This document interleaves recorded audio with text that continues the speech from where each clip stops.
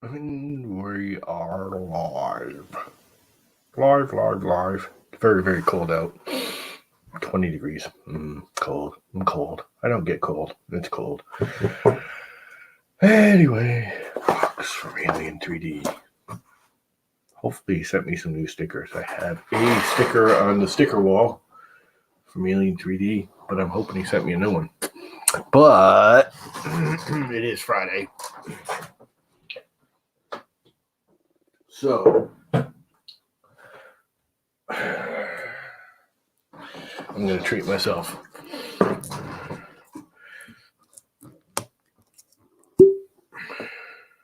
To a nice rum and coke. But I will make it weakish. I'm only going to have one. What is up, Mr. DT Mash? You should have your t-shirt in, I don't know, probably a couple, 3 weeks.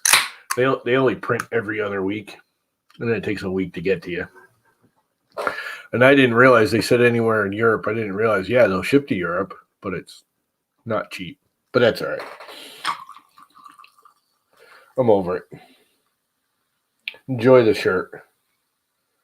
It's purple. It's very, very purple.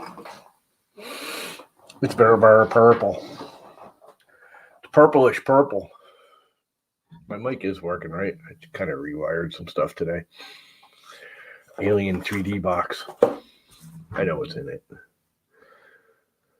I know what's in it.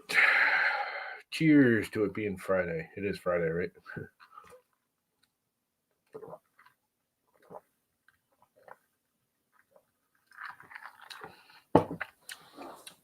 It's almost 2 weeks. What is up, Viking? Jump in, dude. Stickers. For the sticker, for, what you get on the sticker wall. I had a whole bunch of stickers. I probably told you. I had a whole bunch of stickers here, and just like this drink. They were all stacked here waiting for the big announcement of what it was. And I was going to slap a whole bunch of stickers on it, and I spilled the soda on all the freaking stickers. Well, life moves on. Now I can get new stickers. I did find, the other day, I found a printed solid sticker. That's a cornucopia sticker. That's an Alien 3D sticker. And right above it, you can barely see it, is an open build sticker. Yeah, I don't know how long I'm going to go. Isn't there someone streaming tonight? I don't know if there is or not. What's up, Sean?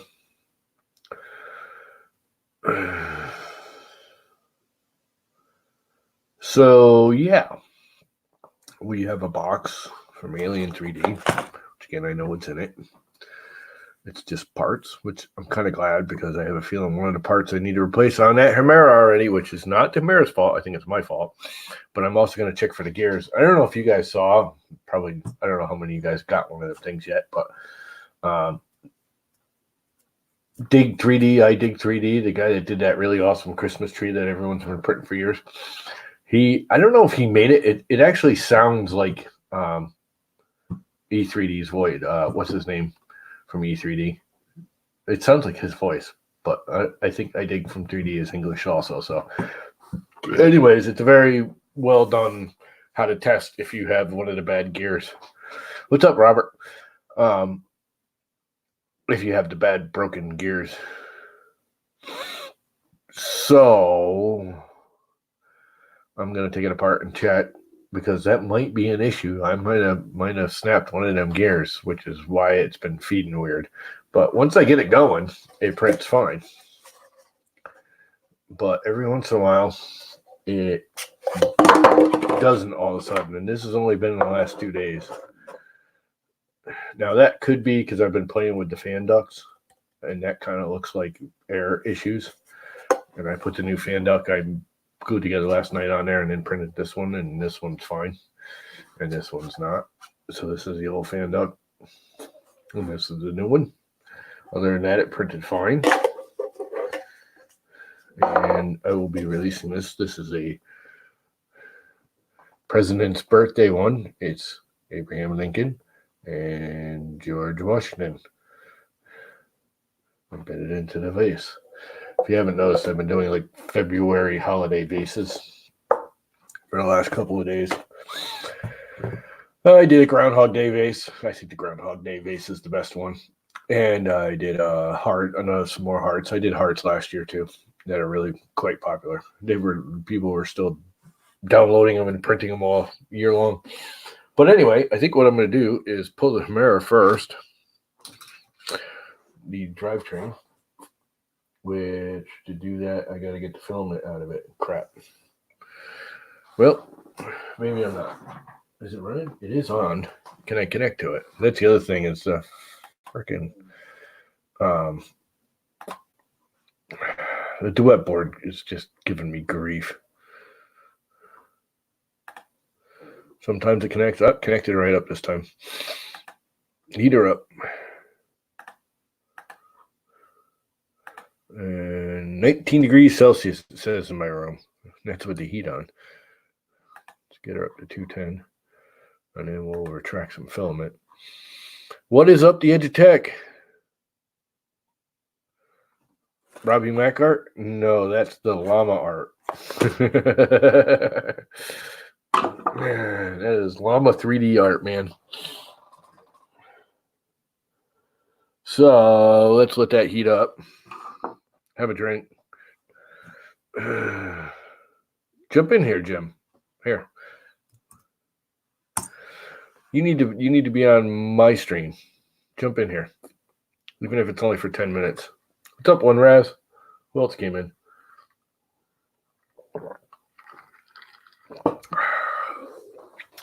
Admin 3D's here.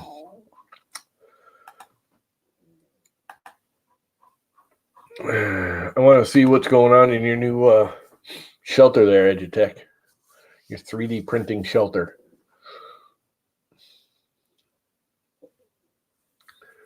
You can do a quick updated tour of all the modifications. And updates. And all that stuff. Because I know you've been updating. And I know you'd be excited about that there thing.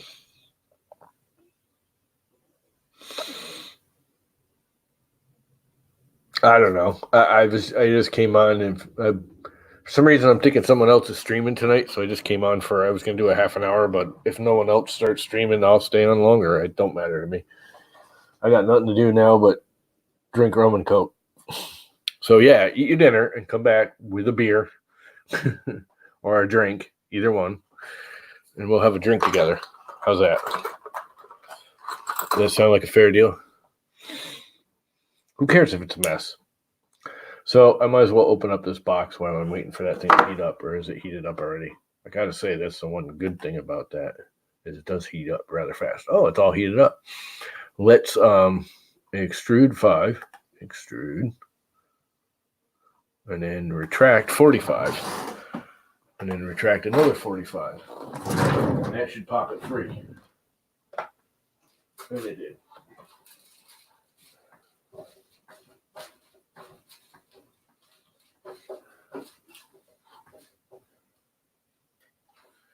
Put that in there. And then let it cool down again so I can take it apart. 0. So while it's cooling down, because I don't need it hot to do what I gotta do, we'll open the box, which I already know, like I said, what's in there. What's up, Red Light? Everybody's here tonight. Maybe there isn't anybody else streaming. So these are, I know what's in here because I ordered it. Thank you, Llama. Josh.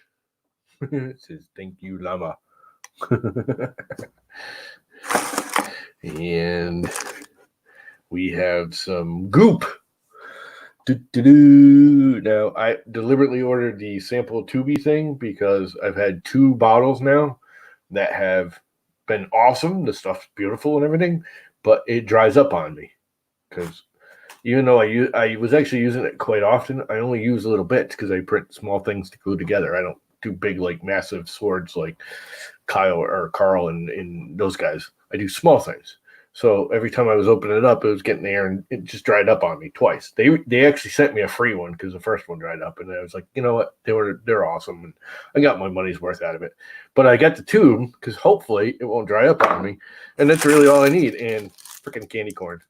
Hey, Josh, people don't like candy corn, but we do have some Twizzlers. Josh, people do like Twizzlers. And we got my new heat break from E3D. That's all it is the Chimera heat break, because this is I know I'm going to break it thing. Because if you haven't seen this heat break, I might as well whip it out while I got it here. And there's an E3D sticker in there. You need stickers for the sticker wall. Sticker wall and sticker panels, sticker wall. If you haven't seen this thing, not only is the whole tube small, but look at the actual heat break area. It is freaking tiny. It's definitely smaller than any other heat break I've had. So, knowing me and having two of these and beating the crap out of them, I'm going to break it. So I ordered another one. Please don't whip it out on stream. E3D Online. Da-da-da. Stickers. You get a sticker. I wish he'd go back to doing that. It was fun when Joel did that. You get a sticker. You know what else is on here? There's a nice sticker. It's a Viking sticker. That's going on there. And some bubble. So, awesome.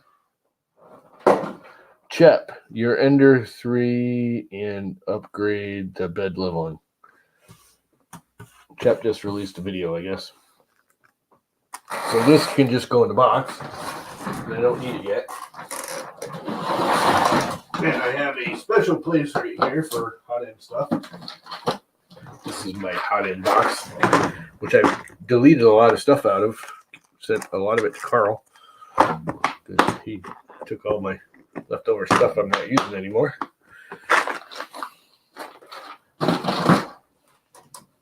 And all right, where are we going to put the Viking sticker? Do we put it on this side or this side? I think I'm going to put it right there. That's where it's going. I think I want my glasses for this so I can see where I'm putting it. Need my glasses because I'm old and blind and crap. My glasses are very dirty. I just noticed. Because they're all like, it's like looking through a fog. Viking 3D. 3D print Viking. All right. This goes right underneath the cornucopia. I keep saying cornucopia. It's Capricorn. Dude.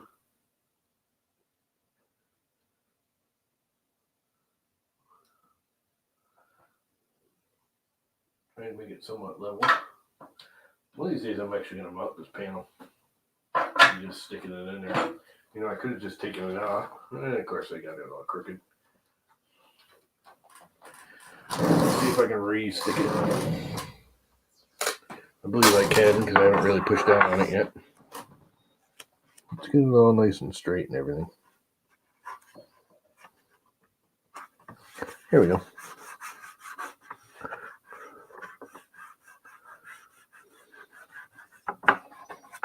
Let's put the E3D on here now too. We'll load up this panel. Where should I put that? How about right here?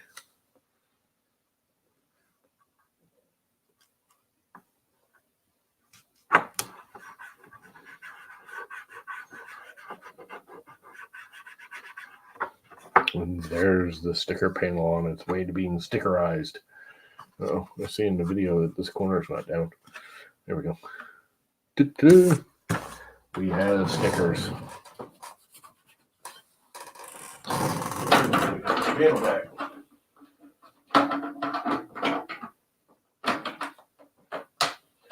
This thing fits in there so perfectly.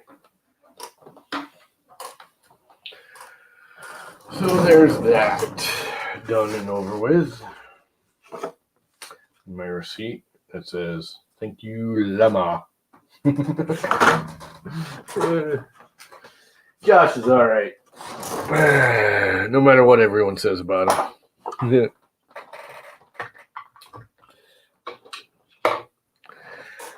All right. You know what I think we should do with this candy corn? I think I'm going to mark it as a re-gift. I'm going to put re-gift on it. And the next time I send something out to somebody, they're going to get it. And then they have to re-gift it. And we'll just see how long this package of candy corn can get mailed around the country.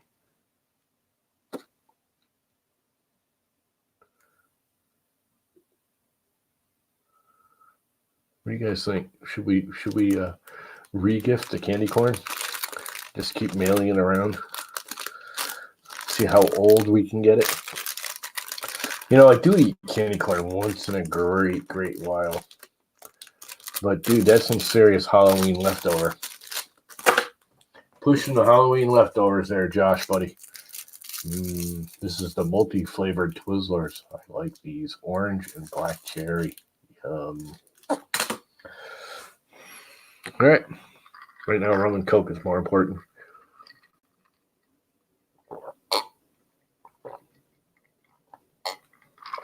You eat candy corn? That was good candy corn.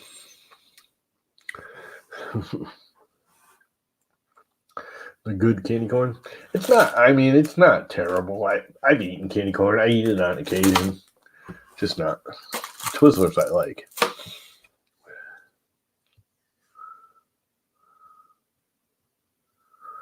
You never saw one, Raz? They're for stickers. That's what they're for, one Raz. They're for stickers. They're a sticker panel. I'm going to put another one right here, I think. Actually, I think I'm going to spin it. Because I have a feeling the heater's right behind on the back side of that printer. I mean, I got it off the wall a little ways, but the heater's back there, and I'm wondering if that's what's screwing with my Duet.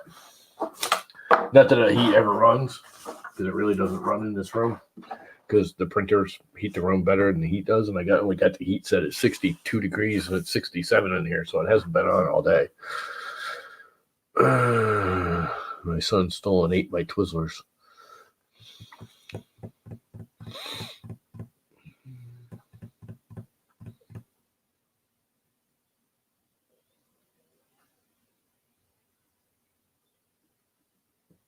What's not always the most important thing? What else is more important than printing there, Tom?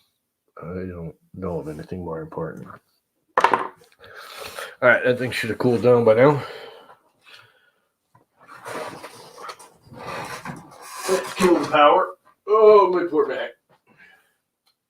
That's what happens when you get old. Don't ever get old. Old is bad. Old is for the old. Like me. Okay, let's pull this thing off of here once more. Come on, plugs. Come on, plugs.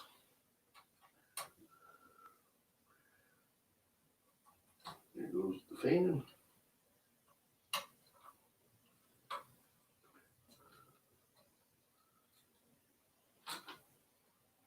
Here comes the arrowhead itself.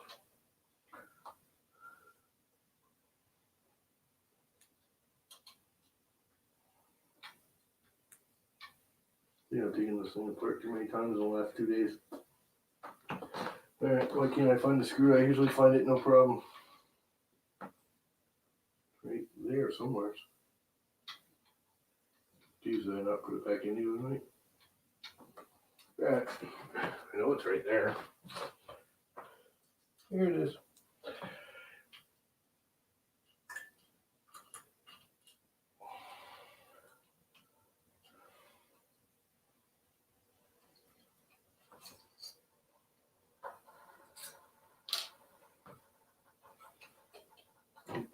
It's my fan, like an idiot.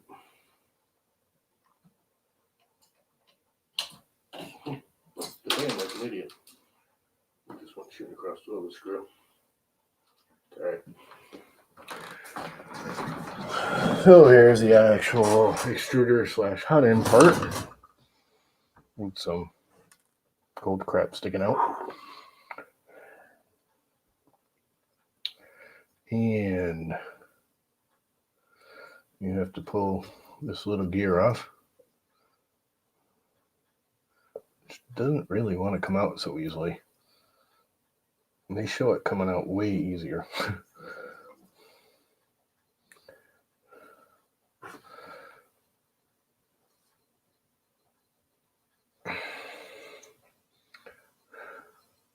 There you go. Print the Viking helmet and stick the thing on it. Did I release that? I did release it, right? On like Thingiverse or My Mini Factory or one of them.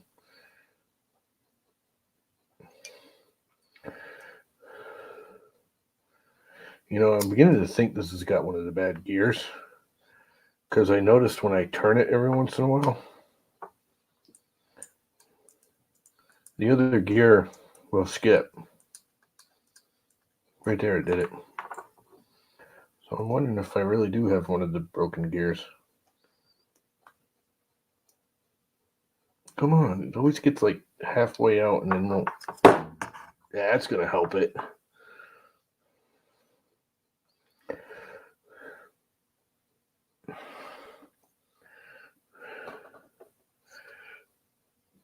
I hate prying on it. I know it's just not a good thing to do.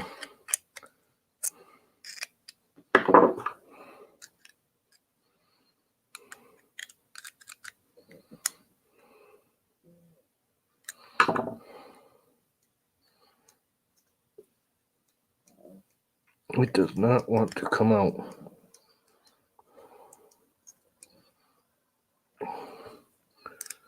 The rest of the way.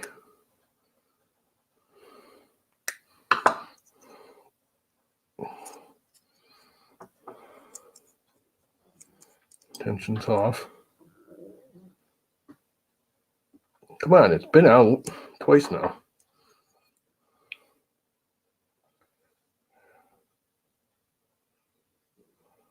I think there's a little globular right in the tube here. I pulled the filament out in this upper piece right here that goes down before the extruder. I think there's a little glob right there of stuck on filament.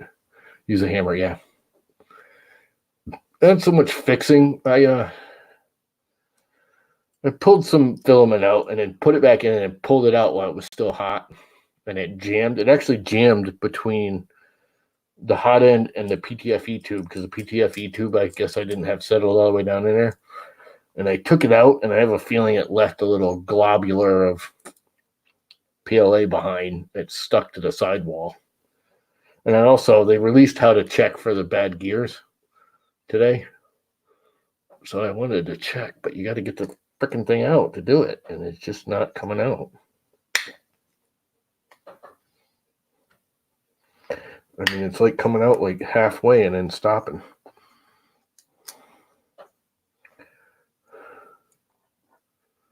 How the hell does that thing come out?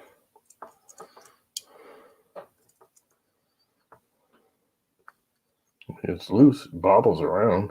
Just doesn't want to come all the way out, and I don't want to wail on it like I normally would with something else. It is a Chimera. And it's been absolutely flawless until yesterday, or the day before yesterday. And I've run a lot of stuff through it. And ever since I did that stupid move, and it's definitely me, initially anyways, that screwed it up.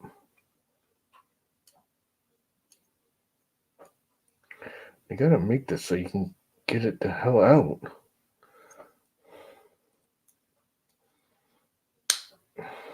I mean, it's loose in there. And it comes like halfway out, and then it just stops.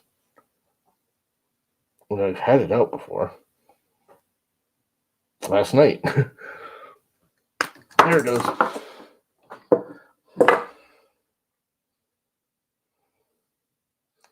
Okay, that's not a bad gear.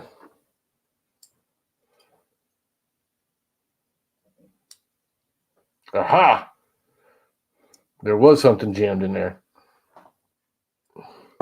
A little itty bitty pellet, and it was jammed in between the extruder gear here on the arm. That, oh my God, that's so much better. There's a little itty bitty pellet of PLA, and it's that red that I got jammed in there. That's just what happened. It got behind the gear, and it was trapped between the gear and the case because everything, it just like instantly got better. And that gear is okay because what they tell you to do is grab the gear and grab this big gear and try and twist them. Grab the other little gear, try and twist them. Nothing twists. Same with this. I don't know how you pop this thing out. Does it just pop out? I never tried because never needed to. I think it does. I think it just slides out. Yep. And then the same thing with this one. Just try and move them apart. If they move apart, you got a broken gear. Nope, everything's good. Everything's just peachy. That I had the feeling there was something not right there. That was definitely me. That was not the Hemera. So now I got to figure out how this frickin' spring goes back in here. I guess it just slides in there. Oh, that all comes apart. I get how it works now, but how do you get it back together? That ain't the right way. Yeah. Well, new plan. If I can hang on to it with my fat fingers. Yeah, I wouldn't. If you have a Titan Arrow, dude, I would not go out and buy a Hemera immediately. I do think this is better. The thing about it is the Titan is it's not. I'm not gonna say it. It's better than the Titan, but very, very little. And I think the next iteration, the next update, will be much better. Oh, Tom's here. Didn't even know you were there, dude. How long are you waiting? 2 seconds. Oh, just So not bad. Time then. Yeah. So the little ball of filament got out of the way, which is going to make my life a whole lot easier. Yeah. Now we're going to get this thing all the way down. There's that. Yeah. I didn't get any shipping notification from my Hemera today, so probably Monday. Did you order direct from E3D? Yeah. You probably won't get it for a while. They're only delayed. They're pulling them all from what it said in that video, and they're checking each and every one before they ship any more. They are now? Yeah. Yeah. If it's coming direct from them, they don't want any more problems, which is, that's good. Yeah, I'd rather wait a week for it and have them check it and make sure. Yeah. I mean, it is only, they came out and gave you the whole specs, which is one of the things. I mean, E3D has been known to have issues, but one, they're the ones inventing this stuff. So yeah, I mean, it's going to happen for one. Sure. For two, no matter what goes wrong, they take care of it. They suck it up. They admit it. They don't try and hide it and brush it under the table. They go, look, this is the issue. This is what we're doing to fix it. You can wait. You can. Same with the Prusia. Prusia, everyone busts on them because they come out with a new thing. And, the first 1,000 that go out always seem to have an issue when it gets out into the wild. Yeah. But you know what? They take care of it. It may take a while, but they never hide it. They don't brush it under the table. They say, this is my issue. We screwed up. This is this and this and this has got to be fixed. We're going to fix it. It's not going to cost you a penny. You just might have to wait for it. Yeah. But you know what? You can't ask much more than that from people who are innovating the newest, latest, greatest stuff. For sure. Yeah, it said on the site when I ordered 2 to 3 days, and it said that yesterday too, I think, or earlier today. So I don't know if the new batteries. I thought it was supposed to be fixed after the first. That so much smoother. It was just a little ball of plastic. It literally got between this arm and the gear on this arm and the actual case. It got jammed behind it. Yeah, so. And that was my fault because I put filament in and I was like, I don't want that. And I yanked it right out. And I was like, oh, I'll run it. And I pushed it back in while it was still hot, and it just went. Yeah.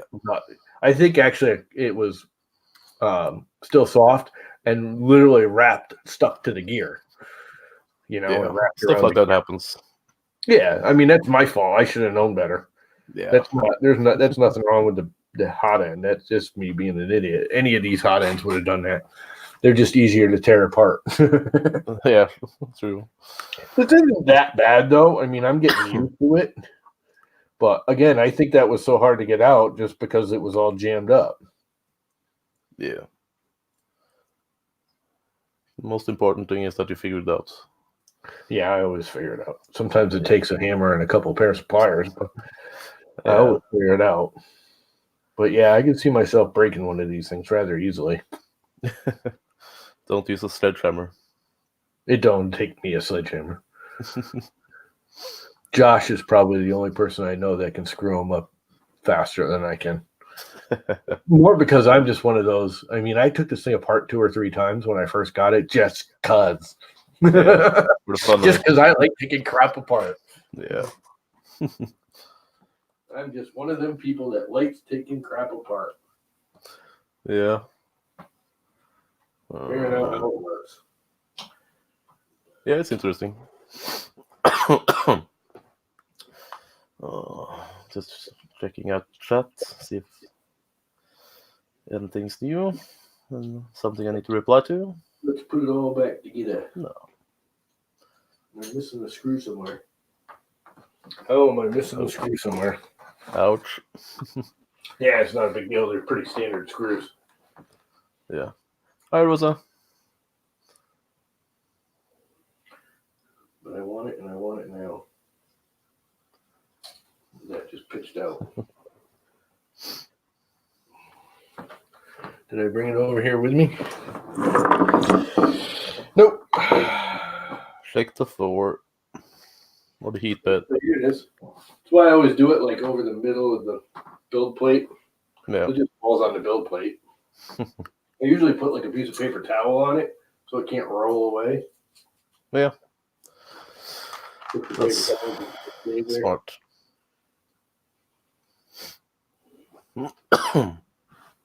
I will say, I mean, all in all, yeah, pulling that gear out is not the easiest thing I've ever done in the world. But all in all, this is a pretty simple unit to take apart and put together, too. I mean, there's really not all that much to it for a geared extruder. No, that's true. I'm kind of tired of taking the whole hot end on the Tornado and the Sapphire part for when they clog. They've been pretty bitchy for a while. They're the same thing as the Creality ones, right? Same idea. Yeah, more or less. I use V6s on both though. So. See, I remember when the V6 first came out, and everyone's like, "Oh, it's jam free and everything," and then it's like, yeah, right. I've had more jams with my V6s than I ever did with my MK8. Yeah, me too, but I've used the V6s a lot longer. But they have been a bit bitchy for a while. So. Okay, why is it not reaching all of a sudden? I gotta remove but I'll soon have the hammer on the Tornado, and I'll probably use the Mosquito on the X5 SA when I get it. Probably sometime next month, I think. I gotta figure out a better way to wire it. Oh yeah, this thing fell out. There is a screw there.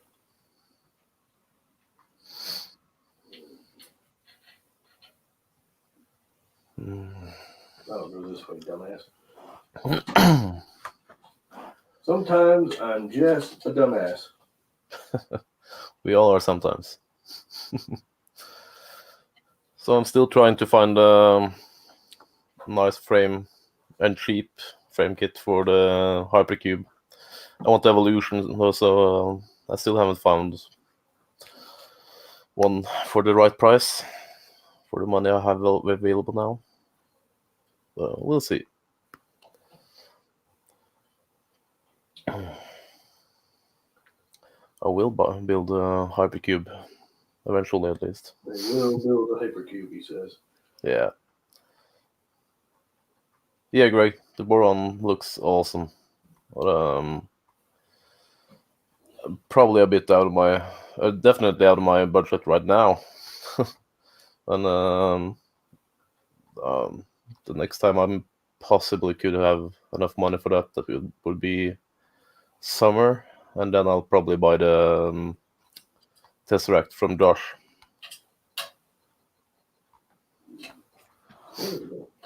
Yeah, the Warren has nice features, so better, at least in some part.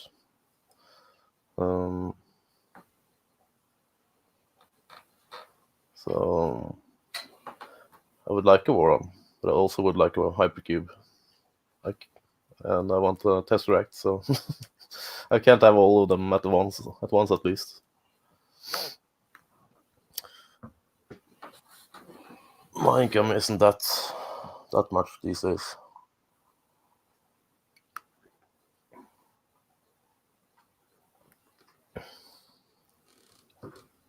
Yeah, These bolts on this thing are a pain in the ass. Yeah, they You are. have so little grab area. If there's anything even slightly off, and you got to get it in there to bite the nut, you can't get it in there to bite the nut. Oh. And if you get it in, you make it longer to bite the nut, then it breaks the casing because it's too long. Yeah. Yeah, need to be careful with that. Yeah, the hypercubes could print really well. Kind of longer. Yeah. Yeah, pocket deeper somehow. Yeah. But it's all back together now. Let's heat her up and see if she runs. Or did I break something else? Magic smoke. No smoke. Very seldom get smoke. I got smoke with the MKS, the SKR board. That was the only thing I've ever smoked. Everything else just goes fizzles away. Greg, he plans to... What? Let's see what it says. Reload. It didn't say disconnected. Heater on. Warm that bitch up. Yeah, Greg. The frame is put together. Next step will probably be ordering the exo slides. If you're in the States, nobody else cares. That's pretty cool. Nice. Huh? Yeah. That's nice. Abraham Lincoln and George Washington. Yeah, can see that. Cool. Actually, yeah. Even out of the States, you guys probably know who those guys are, huh? they're kind of popular. Yeah, they are. Probably pretty recognizable profiles too. And this is what I don't get, why it did that. And I have a feeling it was what I just fixed. I have a feeling that chunk got behind the gear and kept binding up the gear. Yeah. That could be it. Hopefully it'll load right up now. Don't eat the pasta or bite the nut. Welcome to CD. What's up, Matt? I didn't even see you come in. I haven't really been paying attention to chat, so. Greg's here. What else did I miss? Rosa's here.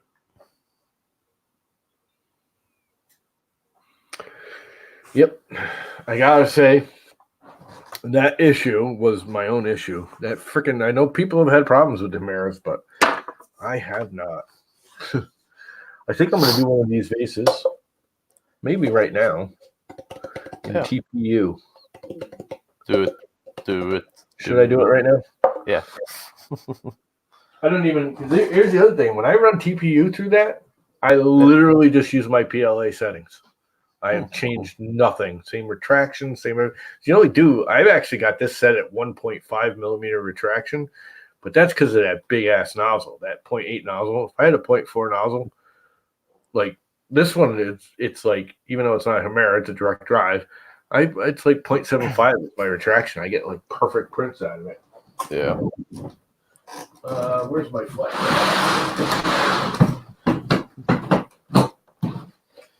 Is there some red flex in there?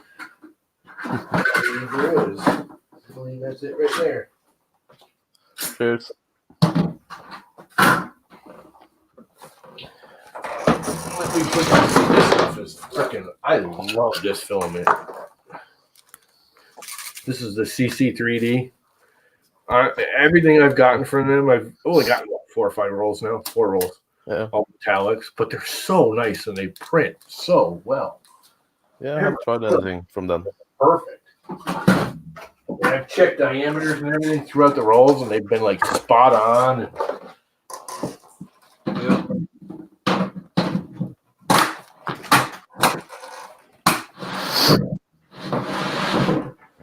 I think I'll just leave that their President's Day file in there and just print it. Yeah. It'll be bright red, but who cares?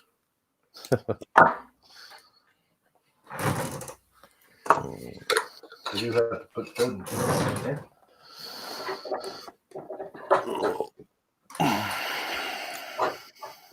Hey now. What is that all about? What?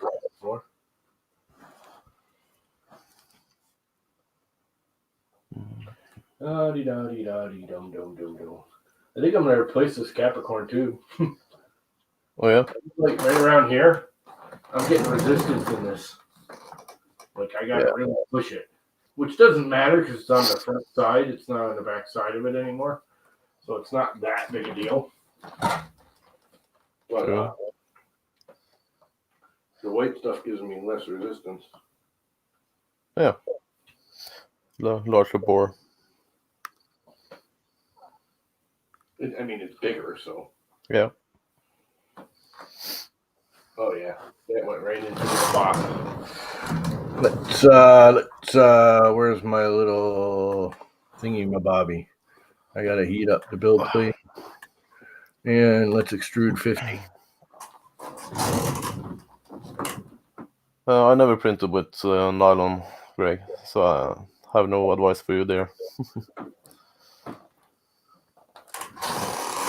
And we just cleared out the old color. Let's extrude another 50 and see if we get some red TPU out of it. Here we are. Ooh.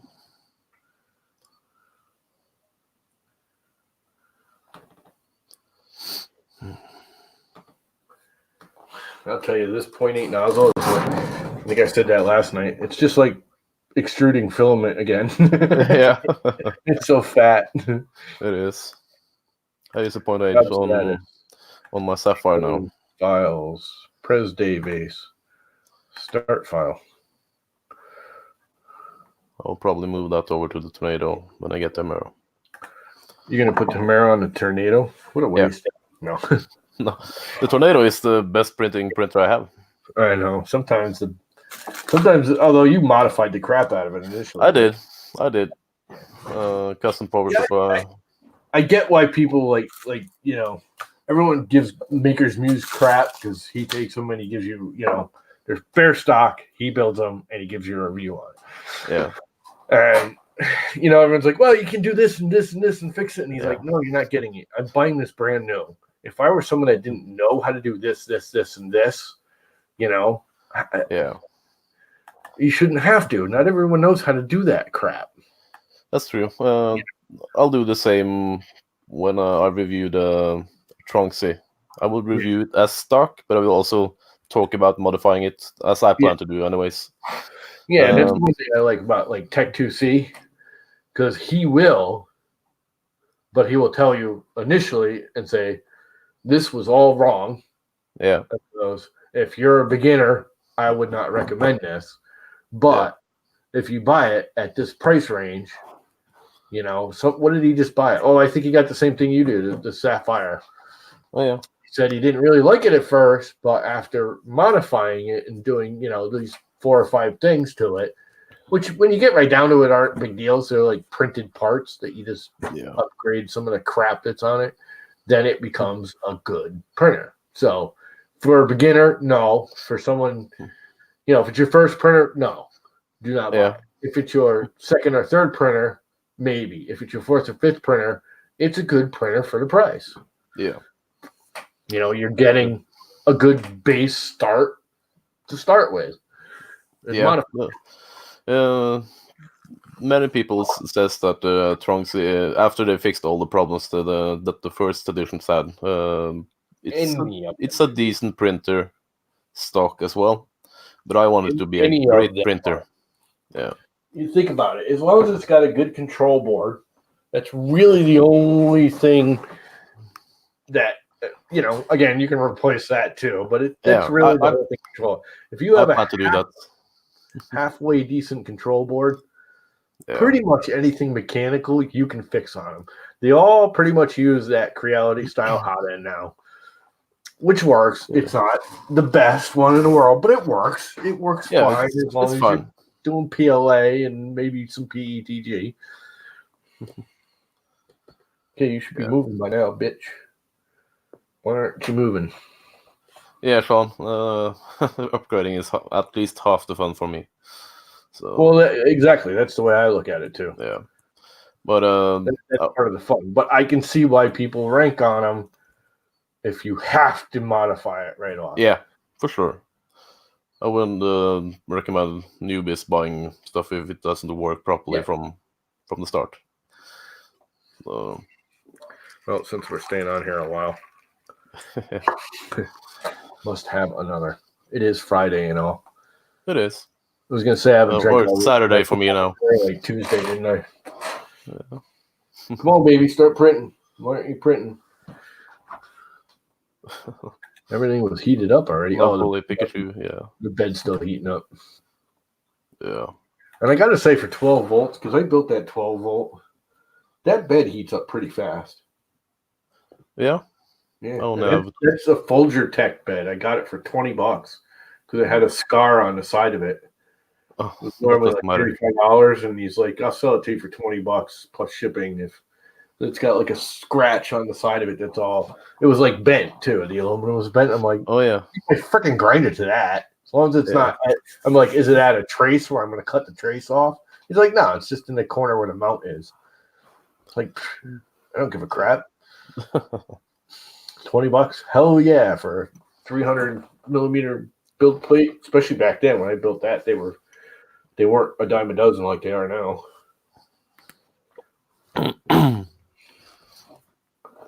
Manhandling what? One Russ? So, RC, did you send that thing out? I just noticed you came in. How long have you been here? Just buy an ANET. I did. No. I got given an ANET. Not that I got given. I had to pay to ship it to me, but actually, I didn't pay to ship it to him. Now that I think it shipped it to me because we ended up trading. I had extra camcorders, and he wanted one of my camcorders. So I sent him a camcorder, and he sent me the freaking ANET. Actually, the camcorder that Fun King streams with now, like if you watch his streams, is my old camcorder. That's what he wanted it for. It was one of the few that's got the HDMI live out. Yeah, clean HDMI. Yeah, so he can stream with it, and it's actually now I'm almost wishing I kept it. Yeah, because it's cleaner than the ones I use. Because I sold him the Sony, and I have two Canons. Yeah, I sold my Canon and bought the Sony. Yeah. I just got rid of the Sony. The Sony always had a slightly better picture. It's minorly better, but the filing format on the Sony is a pain in the butt. And then being on a Mac makes it even worse. And it was just getting to the files was like a 4-step process, and it was just... Yeah, that sucks. What did I get from Alien King? Some Gloop, a couple stickers. I got this awesome Viking dude sticker. Yeah. That's actually a nice sticker, dude. I didn't know you had those made. Actually, Josh had them made. Oh, did he? Yeah, he shipped them out with the October or November box, I think. He made stickers for you. What a nice guy. Yeah. Wow, I wonder if I can get him to make stickers for me. Yeah, maybe. I doubt it. Yeah. It was so he could ship them out with the box. But he still had a bunch more after that. I was more excited whatever I did with it for the actual box that he sent me because the parts I got are tiny. I mean, this is the biggest thing, and the Yeah. box was like perfect square. And I got some crap I want to put in it. Yeah. It's like the perfect storage box, Yeah. so I can get rid of all this crap over here. And then what did I do with it? I didn't throw it out already, did I? Dumbass, no, it's right here. It's like the perfect little box, you know. It's a perfect junk box. Yeah. Decent size. Yep. You put it on your desk and you throw all your junk in it, and then a couple times a year you go through all your junk. Go, I remember that thing. 10 stickers for $1, but you need like 1,000 of them. So that's still, you know, $1,000. freaking $100. Oh yeah. It was 10. Yeah. Which isn't really cheap because you can get 1,000 of them for like $25 or something. Yeah. I haven't really checked prices for stickers. I was looking, but then I'm like, I'm broke. I can't afford it. Yeah. I'm still working on starting or finishing up the t-shirts, the designs and stuff. But hopefully soon I get my Do the spring like I have. What? Each spring is good, reasonably cheap. Yeah, I've been. And the prints are good. I set up Printful and Spreadshirt. Just need to finish up the designs for some. You should really try Teespring. Yeah. Honestly, I thought it was going to be cheap crap. The T-shirts are like they're Hanes beefy T-shirts. They're nice. You know, the print quality's nice. The colors are accurate. I mean, they basically inkjet print onto the T-shirt, if that makes sense. So the colors are all accurate and nice. It's Teespring. I always mix up Teespring and Spreadshirt for some reason. Oh, yeah. Yeah, Teespring is not. I mean, the shipping's a little expensive. It's $4 in the US and it was $12 to Europe, to the UK.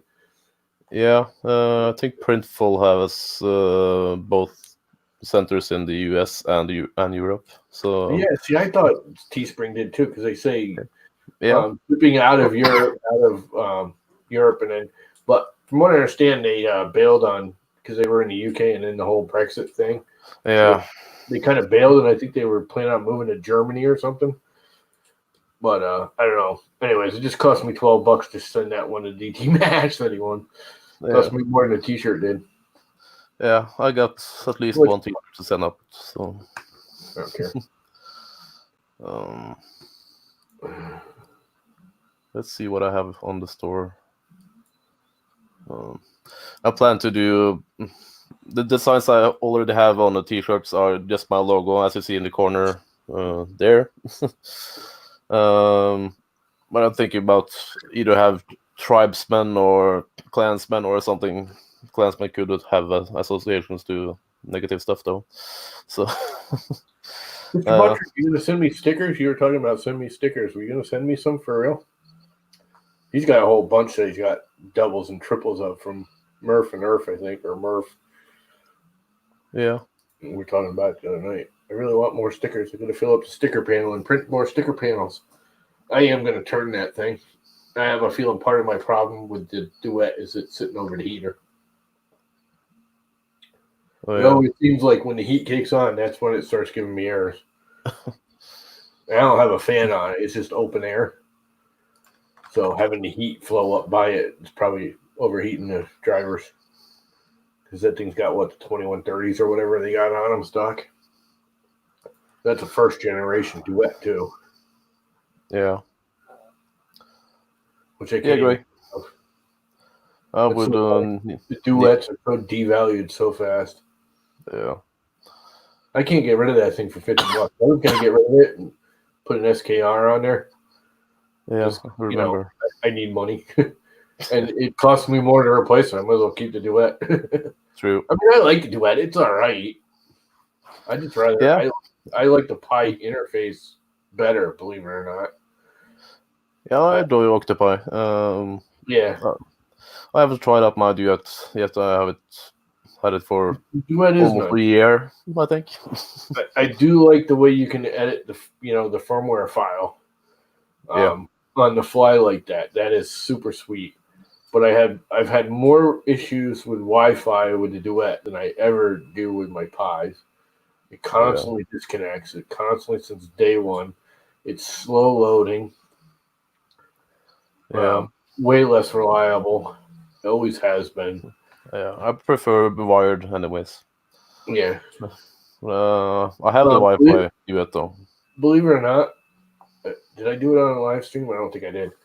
I did a Wi-Fi test with my modem right here. Yeah. I actually get faster speeds right now with the Wi-Fi than I do with a wire. Oh yeah. You have 100 It's a direct megabit. line right there. Well, it's a Comcast, their own modem, and Yeah. I think their design. They want you to use the Wi-Fi because they have a. I don't know if you know how Comcast works, but I can hook up to any Comcast router through my account. But if you had Comcast at your house, not that you do because you're in another country, but True. if I went to your house, I could instantly connect to your router as long as it was a Comcast router or modem. Oh yeah. Yeah, Comcast doesn't. It doesn't, dude. The company sucks. The hardware isn't great, but I gotta say, around here, anyways, there's nothing better. There's Frontier, and then there's like AOL and dial-up. That's it. And the Comcast, I went to Frontier. I had it back before it was Frontier when it was AT&T. And DSL first came through this town. I had it before it actually got hooked up.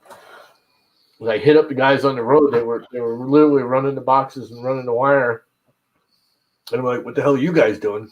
There's like 10 freaking AT&T trucks lining the road. Literally at the end of my driveway. I said, "What the hell are you guys doing?" And they put in one of those little junction units where there's like 5 or 6 boxes concreted in the ground. I'm like, "You guys are like, what's going on here?" They said, "Oh, we're hooking up DSL." I said, "Oh man, that'll be awesome." He goes, "Oh man, I got a ticket here, for like 20 people to beta test it while we're wiring it up." They're like, "It's not going to be reliable because we're going to be cutting you off every now and again. But if you want to try it, here's all the passwords and everything you need. We'll plug you in." I was like, "Sweet." Yeah. I had it for like 3 months before the town even had it live. It took them like 3 months to hook it up. Great, and they were right. There was times it just didn't work, but it automatically kicked me over to dial-up. Yeah. That was back in the dial-up days.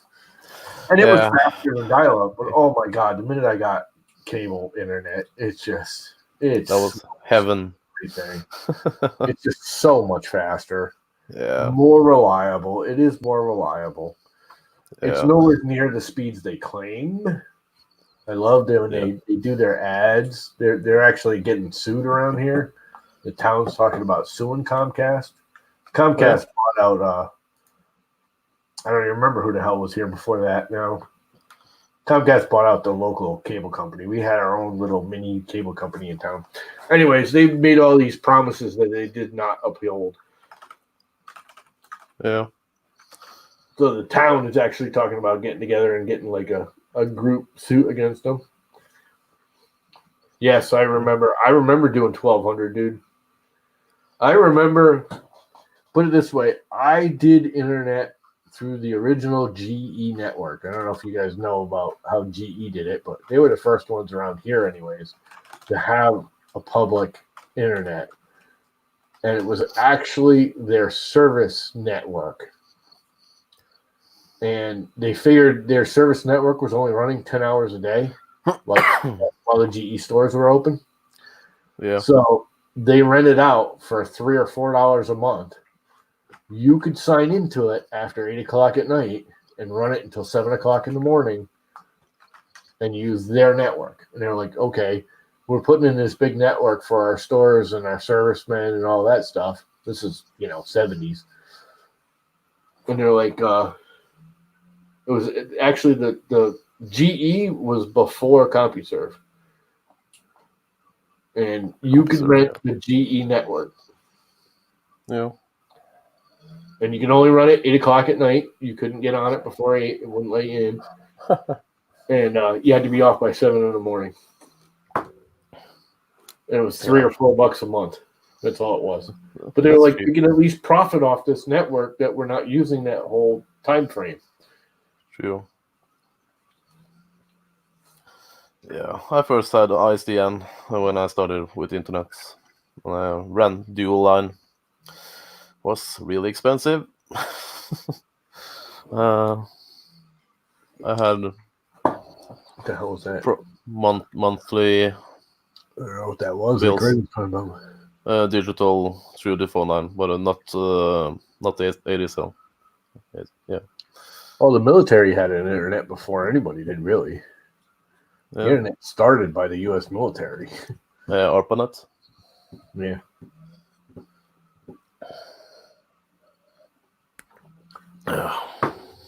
There's still only what? I think there's still only 5 or 6 gateways in the U.S. still, Is it? and there's still military control. Yeah. Actually, I don't think they're military. They're still government controlled, but I don't think they're military controlled. Run. Yeah. Controlled now, because morons. Hey, all you Trump fans, do you know that you and your buddies did the not private net where Comcast, AT&T, Frontier, and all those can now restrict your access? It's been on since September, October. If they don't like the website you're trying to access, they don't want you going there, they can slow your speed down. Ooh. They can prioritize. Yeah. Shouldn't be that way. That's a Trump thing. That's a Trump and his big buddies. They want all the money-making sites to get all the bandwidth. Yeah. Yeah, net neutrality. It's history. These are the reasons I'm not a big Trump fan. And everyone's like, "Oh, you're just a libertarian." It's like, I am not. I voted Republican as much. This last time we just had the half-year votes or whatever. Half the stuff I voted for in a state was Republican. Half of it was Democrat. I go either way. I'm a swing voter. Yeah. I go with the guy that actually makes sense. Trump does not make sense. Sorry, he just don't.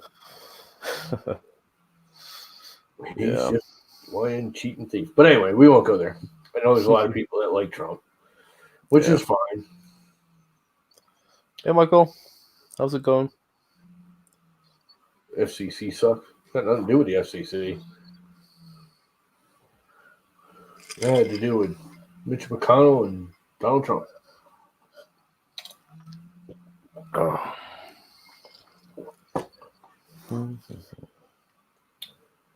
That was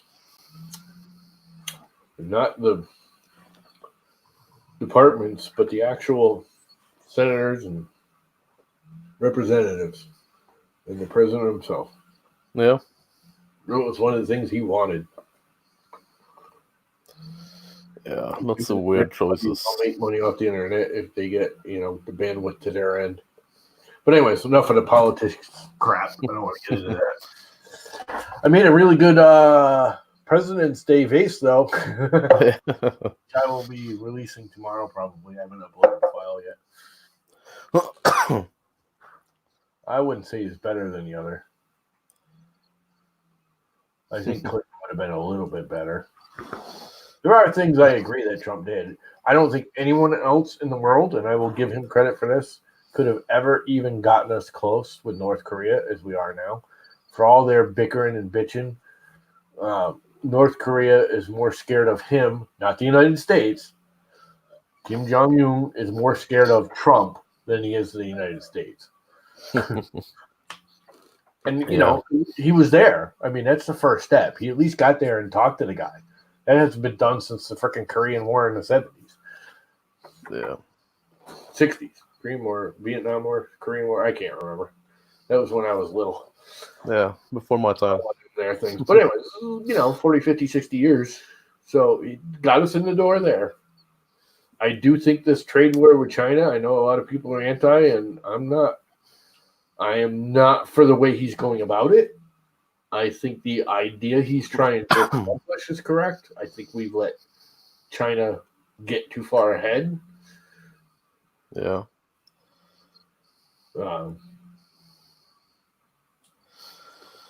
I don't think he's going about it is really the right way to do it. But probably not. I don't know. Yeah, I can't remember, Greg, to be honest with you. I'd have to look. They were basically one right after the other anyway, so. Yeah, I think Korean War was before. That was in the 60s, wasn't it? Oh, see, I thought it was Vietnam. Well, whatever. Anyways, okay, I believe it. They were one right after the other. Oh, yeah. That early. Basically. Vietnam was 60s and 70s, yeah. Yeah, that's the one I remember. The Vietnam War. The Korean War was like no big deal to me. Anyway. It really wasn't. The Korean War wasn't. The Vietnam War was much worse. But anyways. Yeah. They both sucked, and we should keep our noses out of crap as far as I'm concerned. War sucks. It's just... The war makes the rich richer. It does. Yeah. Hey, Ron. What is up, Ron? You want to jump in, Ron? I think I still got it right here. Command B. That's it. Come on, Ron. Anybody else want to jump in? We can get a couple more people in here. Yeah, we have got room for 4 more. Jump on. Yeah, I think 6 gets a little busy, don't you? Yeah, it could be. You end up start talking over each other a lot. Yeah. 4 seems like a good number. Yeah. At least that's what I've noticed. Yeah, definitely. It could be a bit overcrowded with 6. Yeah. Is anyone streaming tonight? I just popped on because I didn't know. I know the Friday community thing has kind of gone away from what I understand. There's Ronnie boy. Ronald. Yeah, you told me to jump in, so. It's the Canadian Ronald McDonald. Oh, hated that name. No, I was made fun of in school all my throughout my years being called Ronald McDonald. So I'm sure. Yeah. Kids are evil. How do you think I got the name Llama? I have 4 older brothers, so Lammy, Lamb Pie, Lamb Chops, all of those were taken. Yeah. So when I got to junior high school, a friend of mine, me and him were kind of out in the smoking area. He's like, I can't call you Llama or Lammy. So, la, la, la, la, la. And he literally, in a brand new high school, brand spanking new, he's got a permanent marker. He's writing on the wall. And it says, la, la, la. And he's just doing L's. He goes, Llama. And it's stuck ever since. That's how it came to be. Yeah. We were baked out of our mind. And then the math teacher immediately walked out and suspended us both for 3 days for writing on the wall of a brand new high school. We had not been in there more than like 3 days. It's been open 3 days. Damn. Yeah. Yeah. So I went shopping today. Found the color perfect for painting this whole thing. Basically, what is that? Showing off your butt plug, man. Yeah. You guys keep on calling it a butt plug, but actually, it's a prop from Final Fantasy 15. What actually is it? It is what's called as a life pod. Basically, either your mana would be stored in this, or your potion to heal yourself would be stored in one of these. Okay, so it's a magical butt plug. Something like that. Well, basically, what they do is they grab it and smash it, and but or they'll just pop the top and go If you watch the video cutscenes, there's just cutscenes that show You're making it work, man. Well, this is supposed to turn right here. Is supposed to have the screw top, but the one that has the actual screw top is more expensive. You know what I just thought of? These have all been coming out watertight because I'm using the big ass nozzle. Yeah. I wonder if that TPU is going to be. Yeah. Maybe. I can't see why it wouldn't. I mean, it's basically the same extrusion and everything. How tight are the layers? Huh? How tight are the layers? I don't remember. Pretty tight. I'm doing them small for the big nozzle. 2.6, I think. Not quite 3. I didn't do half. I think it's 2.6 I'm doing. Should work. With a 0.8 nozzle. And yeah, 0.8, okay. These come out watertight every time. Have you actually put water in it to test it? Yep. Here, I'm going to do it right now to double check this one because I haven't checked this one. The only place it could ever leak is like where the indents are for the imprints. Yeah. Yeah. I'm going to try it right now. Also, I got to work on the next episode. Someone pointed me on how I can do color lithophanes, so that's going to become an episode. Mm-hmm. Nice. That's Color cool. lithophanes with just using with just using your regular printer. Water in there. Nothing coming out. Nice.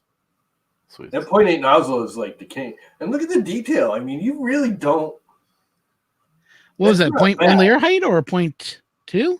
It's a 0.26, I believe. Don't quote me on that. I can't remember exactly. I know God it's damn, either, that looks good. it's either 0.26 or 0.24. I said it when I do vase mode. All I gotta say is, God damn, it does not look like layer lines are in that at all. I know. Isn't that nice? Yeah. That's sweet. And that's a 0.8 nozzle. What filament were you using? Just a bronze? It's actually this is rose gold from CC3D. Okay, I've been meaning to try out their filament. What do you think of their stuff so far? I love it. I've got their copper, I've got their bronze, I had their steel. They're all beautiful colors. They've got like a metallic transition one that I'm gonna get next. Mm. Yeah, I have everyone filament over here, which I had good luck with. So I'm not going to knock their filament, but Yeah, I know. Area one's one of those roll of the dice things. Well, so far it's been good. So I think we got a batch out that was bad, and that's that. You know, there's 1,000 or 5,000 rolls out there that are crap, and then they found out about it and they fixed it. Yeah, it's just a shame that every so often someone gets one and goes, "Oh crap!" Because I had someone email me going, oh, "Yeah, I just bought that filament. It just didn't work on my printer." I said, "Did you send it back?" The guy's like, "Should I?" I'm like, "Yeah, contact Amazon, send it back, have them send you a new roll, and it should work." Yep.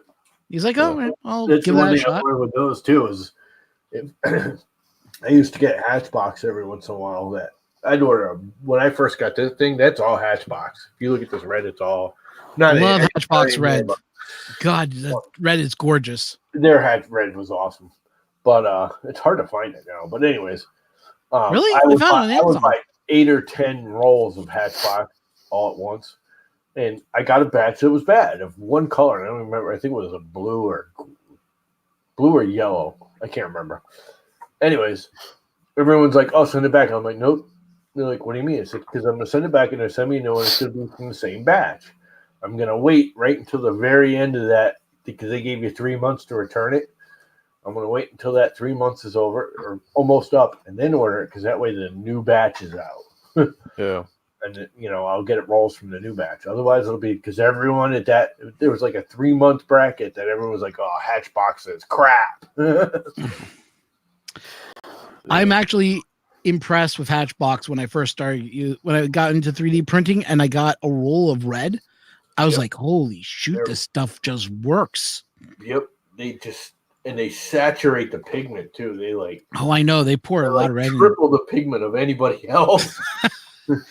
It's true. Their red is gorgeous, but I'm curious on the what brand was it? Not Hatchbox. There was another brand that came out early. I'm trying to think of. Oh, Atomic Filament. Yeah. I don't know what it is with their filament, but every time I print with that stuff, it just goes down so nice. Yeah. Also, their filament is like top notch. I got a roll of their sample and I had nothing but problems with it. Really? Yeah. You know how when they first came out, like every week they were raffling off a roll? Oh no, I didn't know about that one. Yeah. That was years ago when they first started coming out. And I got one of those rolls and I mean it was okay, but I was constantly under extruding and I was like, it's not the filament, something stuck, and I'd stick some Hatchbox in there and run fine. Put the Atomic back in there and under extrude. Yeah.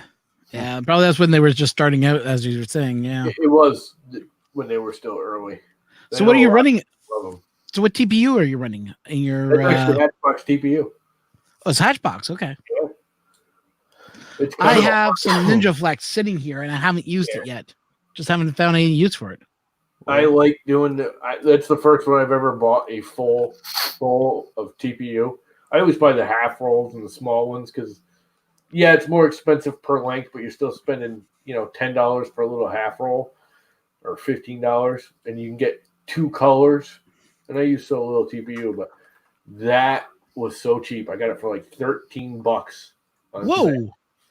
And Was it like a sale or something? Yeah, and it's a harder TPU. It's a pretty hard TPU. Oh, so it's not Shure 95 like I got. Yeah, I don't know. I can't remember, but it's pretty high in the Shure rating. It's flexible. Don't get me wrong, but it's not super flexible. Yeah. So it's a super easy to print TPU. It's probably the easiest printing TPU I've ever printed.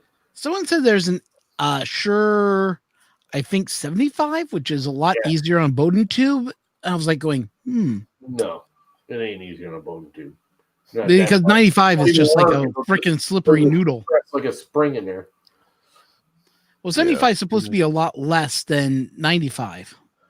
Yeah, no, you can. The higher the number, the harder it is. Oh, so the higher the number, the higher. 75 is super duper flexible. 83 is about the lowest you can print without. Okay, I misread the article then, because the article is saying the lower the number, the easier it is to print. I'm like going, no.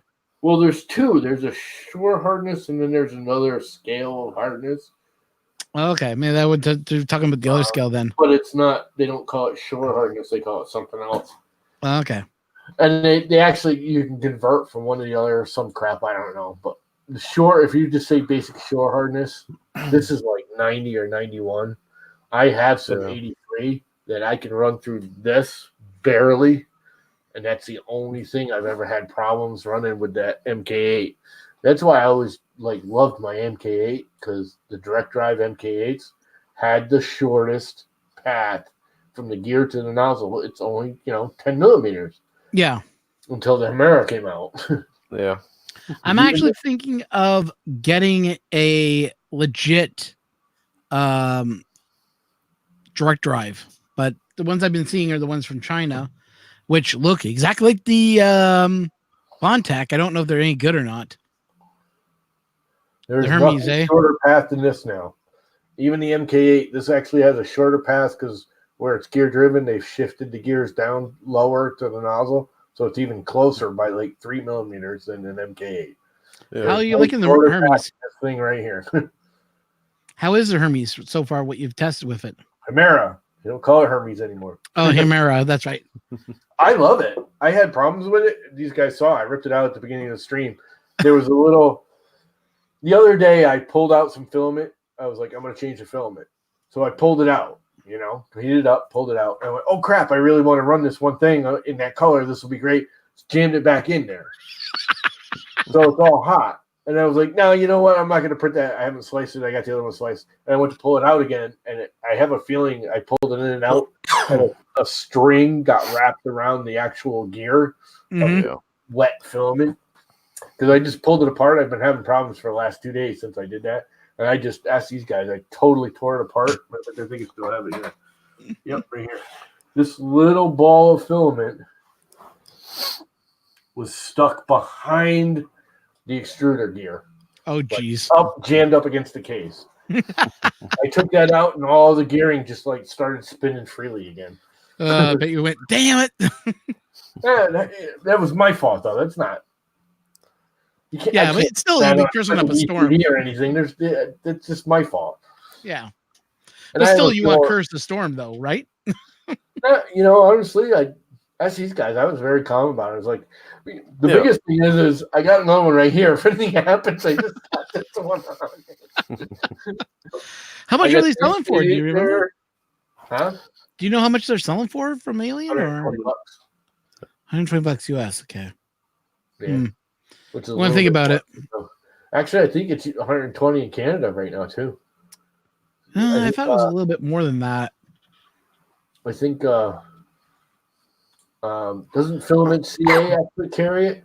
No, Spool 3D I know carries it. So does Print Canada. Print Canada. That's the one I was thinking. I knew there was one with Canada in it. Well, Spool 3D, according to one of my friends, he said he could work me out a deal if I'm interested in any parts. So I'd have to look into that. I love the thing. I can see why other people are having problems with it. I know Tanny is just he's ready to get rid of it. He just wants it gone. He's had nothing but problems with it. You tell him I'll take it off his hands for free. Yeah. He won't be I tell far soon. I bet he'll send it to me for free. Move to Fargo, you can almost reach across the freaking country lines and hand it to you. Yeah. Fargo's right up there on the border almost. Yeah, I believe it's on the border of Saskatchewan, actually. Yeah, you're a ways away from the border, aren't you? Yeah, I'm all the way down. I'm in southern. So on the left of me is New York. On the right of me is going to be what's the name of the other area? Michigan. Oh, Michigan, yeah, Chicago. Let's have a look here. So parts. There we go. Parts. E3D. Let's see what they got. All E3Ds. Let's see what they got here. I love this thing. I'm a direct drive fan for sure. Anyways. Direct drive is always better than anything else you can get. It's not always better, depending on what you're doing. Yeah, for speed, Bowden is better. See, I don't think it is. See, I had problems with this. When you get into the bigger printers, I had problems with this. I can actually print faster with the Hemera on this than I can with the Bondtech and the V6. Yeah, I'm thinking more about ringing. So long. Okay, so they're selling it for $164 Canadian. Holy crap, that's a boatload. Yeah. That's just for the regular one. For the Bowden kit, it's $129. See, that's more than I pay for the whole unit. Yeah, but you also got to remember the US dollar is $1.33 versus the Canadian dollar, which is only 79 cents. Yeah. Actually, it's gone up, which is kind of nice. 77, if I remember correctly, right now. So it's going up again. Hopefully, we'll be at the par mark again, and we can actually afford to buy nice stuff again. Yeah. Like when I bought my CR10, I got the CR10, it was $4.99 US, which was $4.99 Canadian. So I was like going, oh, that's a good buy. Tell you what, really, really. And then some guy said, oh, you bought one? I was going to donate one to the show. I'm like, you want to donate it? I'll take it. I won this in a contest. Oh, that's kind of cool. And my brother bought me that one as a gift. I didn't buy either one of them. He saw, I was literally, my brother showed up to visit my father and my mother, or my mother. My father was already in the home by then. He came up and was like, hey, what's going on? Blah, blah, blah. And I was staring at it going, yeah, that'd be nice. And he took a snapshot of the screen, went home and ordered it. Has anybody had any luck printing with eSun film? Well, I have eSun. I love eSun filament. Really? Yeah. I had a roll of their stuff, and I just had nothing but headaches with it. I got their glass series. I've got the blue glass and the purple glass, and I had some red or yellow or something else too. Had been awesome. Absolutely gorgeous prints out of it. The fan duck, I printed it last night. The fan duck on there right now that I'm testing, which I got to edit because it's a little too low and it's rubbing on it. I can hear it. That's out of their eSun glass. That stuff is gorgeous too. That glass purple is just beautiful. The blue is nice too. I'm gonna have to look into that. Green. I think I had a transparent green. It's gone now. Yeah, I'm just trying to go through E3Ds, going through 3D Print Canada. Oh boy, their website is a pain to go through. Who? 3D Print Canada. Oh, their website. Oh, headache to go through. You need a website designer, do they? They could use a little bit of remodeling of the website to make it a little bit easier to go through. Yeah. Printed Solid just did theirs over. I'll tell you what, major improvement. Well, Printed Solid, I love buying from those guys, but you know what? Once in a while, I'm going to buy from a Canadian distributor for, just because it's a little bit cheaper. And these guys are just ship it across the country and then get it over the border and is to buy it local. But I will buy anything that is brought, like when Printed Solid came last year, I wasn't able to afford anything at Murph this year because I was on limited funds this year. I'm getting sponsored by Filament.ca. Didn't want any type of headaches with them or anything like that. So I decided not to buy anything from Printed Solid at the time, but I kind of wish I did now. Yeah, I love Printed Solid. Because I like to support them. Honestly, they're a great company. I don't mind supporting a company, but I gotta watch who I support. And there's some companies don't get along with and get mad at each other and don't want to be a deal. Why are you looking for a silicone sock, Tom? Pardon me? I don't know. He just posted in the chat that he needs a silicone sock for the heat block or something.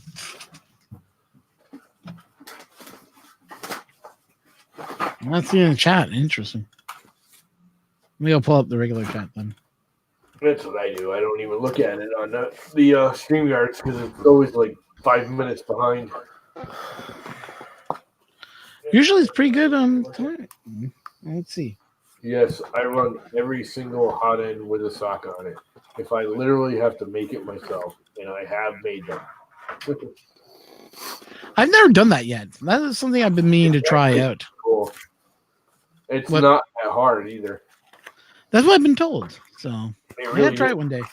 You buy the I don't know up there, but down here. Matter of fact, I think I still got the tube here. Where is it? I was just looking at it. Oh, here it is. You buy this crap. The super high temperature gasket seal. Okay. Yeah. And you print out a form, a mold. Just 3D print a mold that you want.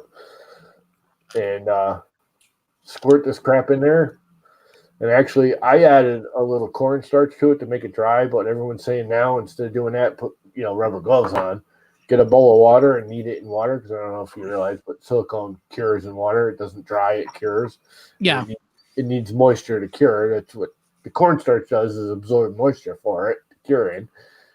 If you knead it in water before you put it in the mold, it'll cure overnight. Put a little like Vaseline or something in the mold so it doesn't stick to it. Just jam it in there, squeeze the mold together, and let it sit overnight. And pop it out the next day, and poof, you've got a homemade heat break or hot sock. I think I still got one I made. I still got one I made. Jim is in a green room, Lama. Huh? Jim is in a green room. Oh, I didn't see him. He's down below. What's Yeah, up, dude? Oh, God. Hey, Jim's hey. on here now? Oh, wait, Okay, we all got to leave. hair off. Oh boy. Where'd all your hair go? Oh, you just got it back in a ponytail. Yeah. Well, I didn't plan on jumping in on anything, and when you said come in earlier, I was like, oh, I was actually right before I jumped on. I was playing. We got an Oculus Quest VR headset, Nice. and Homemade sock. what was that? That's my homemade sock. I made it myself Oh, nice. with a. Yeah, I got to give it a shot. Is it tube sock or? No, it's silicone. But yeah, we were doing that, and I was like, oh, I got dinner. It was just about ready, and I was like, all right. But now I'm free for a few minutes, so I thought I'd swing out here. I had to start a print, so yeah. Nice. Let me see. I'll flip around the camera so you don't have to look at my dumb face. CPU scared me without your hair. Man. I thought you got shaved or something. Right? Thought you lost your hair. Well, then we couldn't call you Gigi Jesus no more. Well, it is. Are you guys getting any snow or weather? We got some bad weather coming our way. We're supposed to get snow tomorrow. The temperature's dropping. It was 45 degrees today, and it's now 18 now. Right. And so we got probably at least an inch in the last hour and a half here. Oh yeah. Well, we're supposed to get about 20 centimeters of snow and rain and then ice. So for us American folk, what's 20 centimeters? 20 centimeters is 20 is about 65. It's under a foot. I know that much. How many inches is it? Centimeters. Yeah, I'm trying to think of how many inches that would work out to. Man, I look weird without my hair. Anyway, 20 centimeters is 200 millimeters. But 200 millimeters is about 4 inches. 7 inches. Okay, nice. I was half of that. Yeah, but they're even talking we get more than that. So it sounds way better if I say it's 20 centimeters long. Then that makes it sound better. DT Mash, it's just regular automotive gasket seal. You just have to get the copper brand. Oh, nice. Copper kind, because it's super high temperature. The regular gasket seal won't handle the temperatures of the sock. Sweet. Yeah. Like 500 degrees Fahrenheit or I don't know. It's more than I would that. try. Make my own sock. Yeah, Give it a 1,000 shot. degrees Fahrenheit or something like that. This is what I used to do for my dragsters when I built them. Sweet. I used to use it for head gaskets and crap, to seal them. Right. So I just brought last night. I brought about 95% of everything up to the new space here. It's just I just set it here. I haven't even done anything with it, but so you can see it's kind of like on everywhere. But So how many printers do you now own? Dare I ask? I don't know, but he should send me a couple because he's got too many. Yeah, we're all open. We'll take your printers off your hands if you need to. Right. Well, and I was talking to a friend here, a friend of mine who got me into this whole 3D printing thing, and I told him I'm pretty much out of space in this cabinet. At least I was like, you better pick which one you want for an overflow. But I think I have 4, 5, 6, 10. I have 12 total right now. Wow. But that includes 4 resin printers, 2 of which are right here, and 2 of which are not out of the box yet because I need to film. Makes sense. Resin. So I don't remember if you guys were on the stream a long time ago when I unboxed this Photon S that I got from Anycubic. Yeah. I think Ron was. I was. Was that during the Sunday stream? Yeah, it was one of those. Yeah. Yeah, it was all busted up. You said. Yep. Hey, and I have a box. They sent me a box of parts. I haven't opened it yet, so I just got it like maybe 3 days ago. Finally. Oh, hopefully everything's in there to fix it. Yeah. What's going on? I'm not even looking at chat here. Let's see. There we go. Hey, Mike. Yeah, I've been meaning to pick up a TiVo Tarantula Pro. I've been meaning to contact them and see if they'll send me one to try out. Yeah, this is a CMC Rostock Max V4. TiVo is not open source with their freaking firmware. I really wish people would stop buying them until they went open source. This crap? TiVo, you mean? Yeah. Yeah, I won't condone these guys anymore at all, period. So I shouldn't even show it on my stream. They never sent me the machine they said they were going to give away for my giveaway. Biggest crapper. Yeah. I think again, I will give them credit because they've had companies. There's been other companies, as Tim knows, that will have a bad salesperson, even though the company isn't. And TiVo's had a few turnovers, and there's been good ones and bad ones. Right. But TiVo's had a bad service reputation. Yeah, I'm with you. And there's fanboys TiVo, and I get it. I mean, but they're printers. They've always been mediocre at best. I chatted their Facebook page 3 weeks ago and never got a response. Yeah. So. Especially if you were asking something, that's negative. Right. Even if you're not acting negative, if you're asking something that could be negative, you won't get a response. Right. Yeah. So that's the countertop.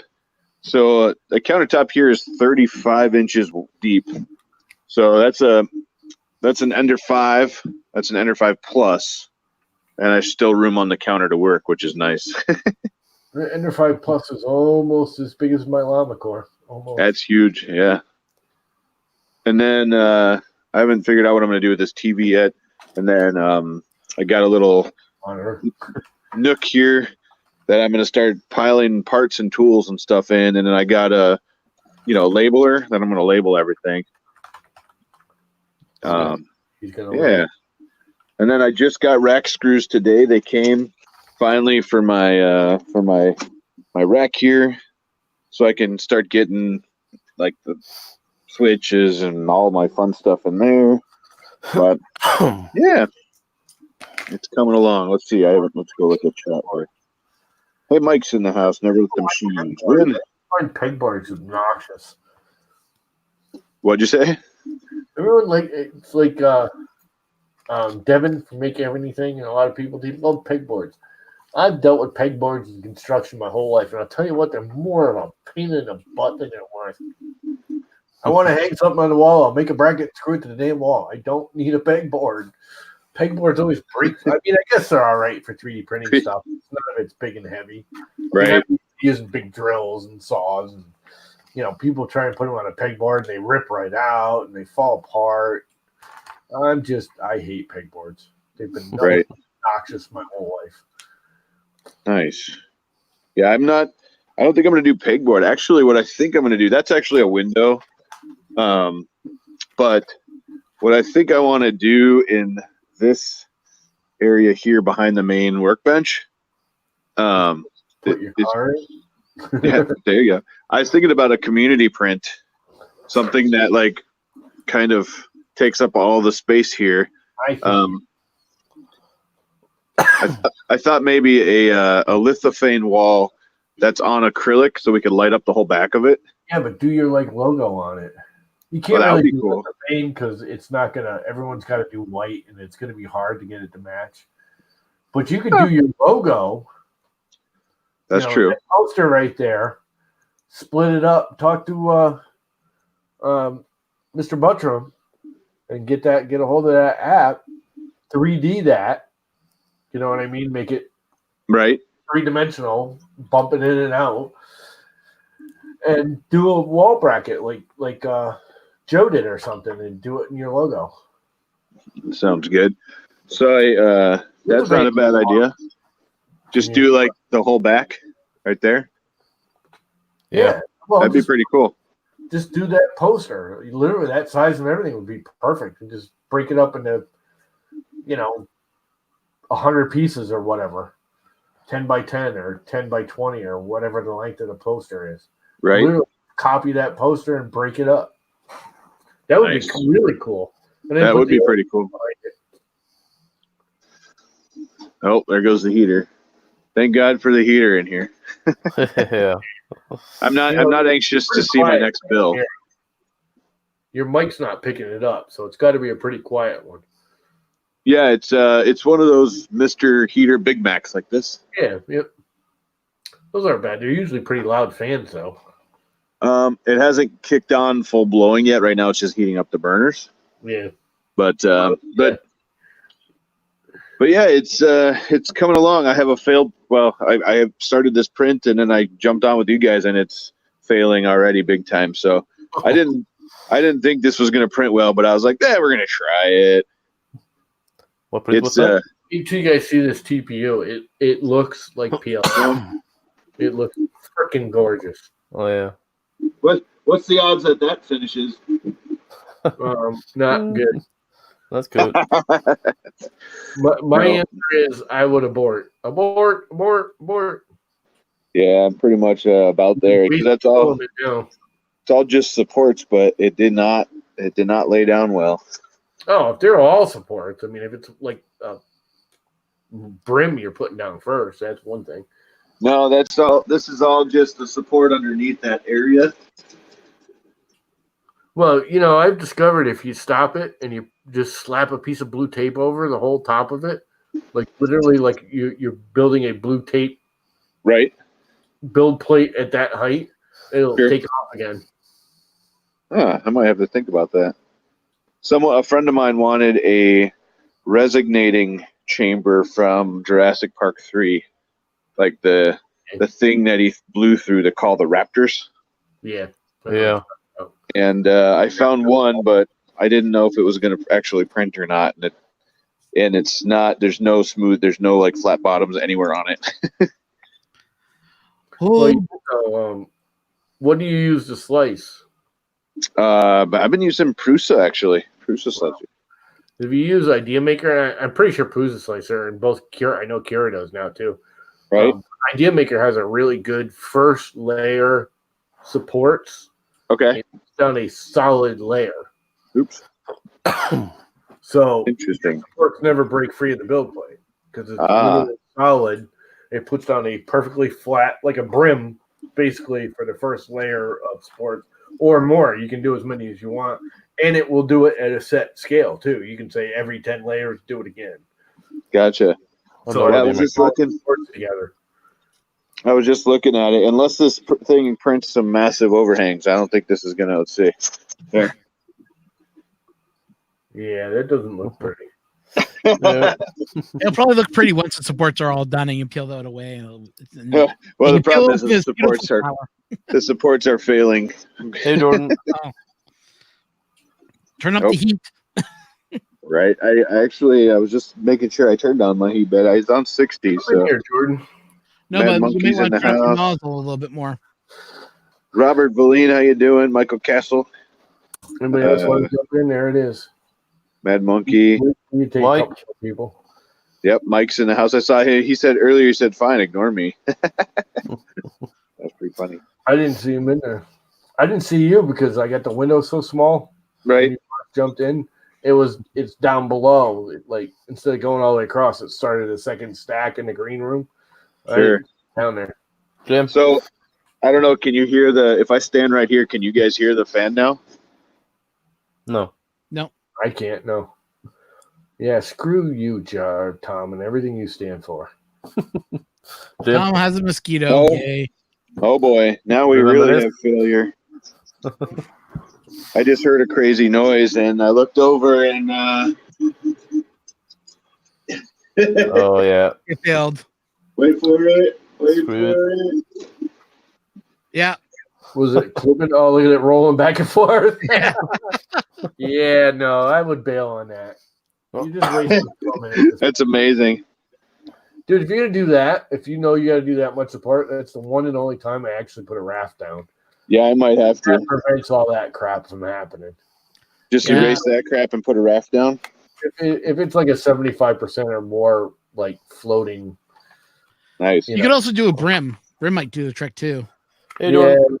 Brim, Hey, how's it going? you gotta do the solid layer underneath the sports. You could do I know Idea Maker does it. I know Cura has it. I'm pretty Right. sure Maker There's has a it. slicer. Where you can builds put a them solid magic. layer down for the first layer of supports. And that'll do What's the in there, same. Mad Monkey? Crucia slicer puts down your that layer you want first. Yeah, I think they have a setting for that. Yeah. It creates like a Solid- almost a solid yeah. piece, and then it builds up on top of that. Right. And that makes the supports you're knocking on. No, yeah, they're fantastic. Yeah, I do it. What if is I- it on?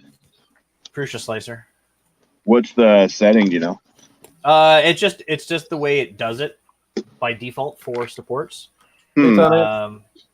I'll double check my Not support by setting. default. I play with Bruce Scyther, and it's not by default. Hey, Tanny's on with us now. In the newest version, it is.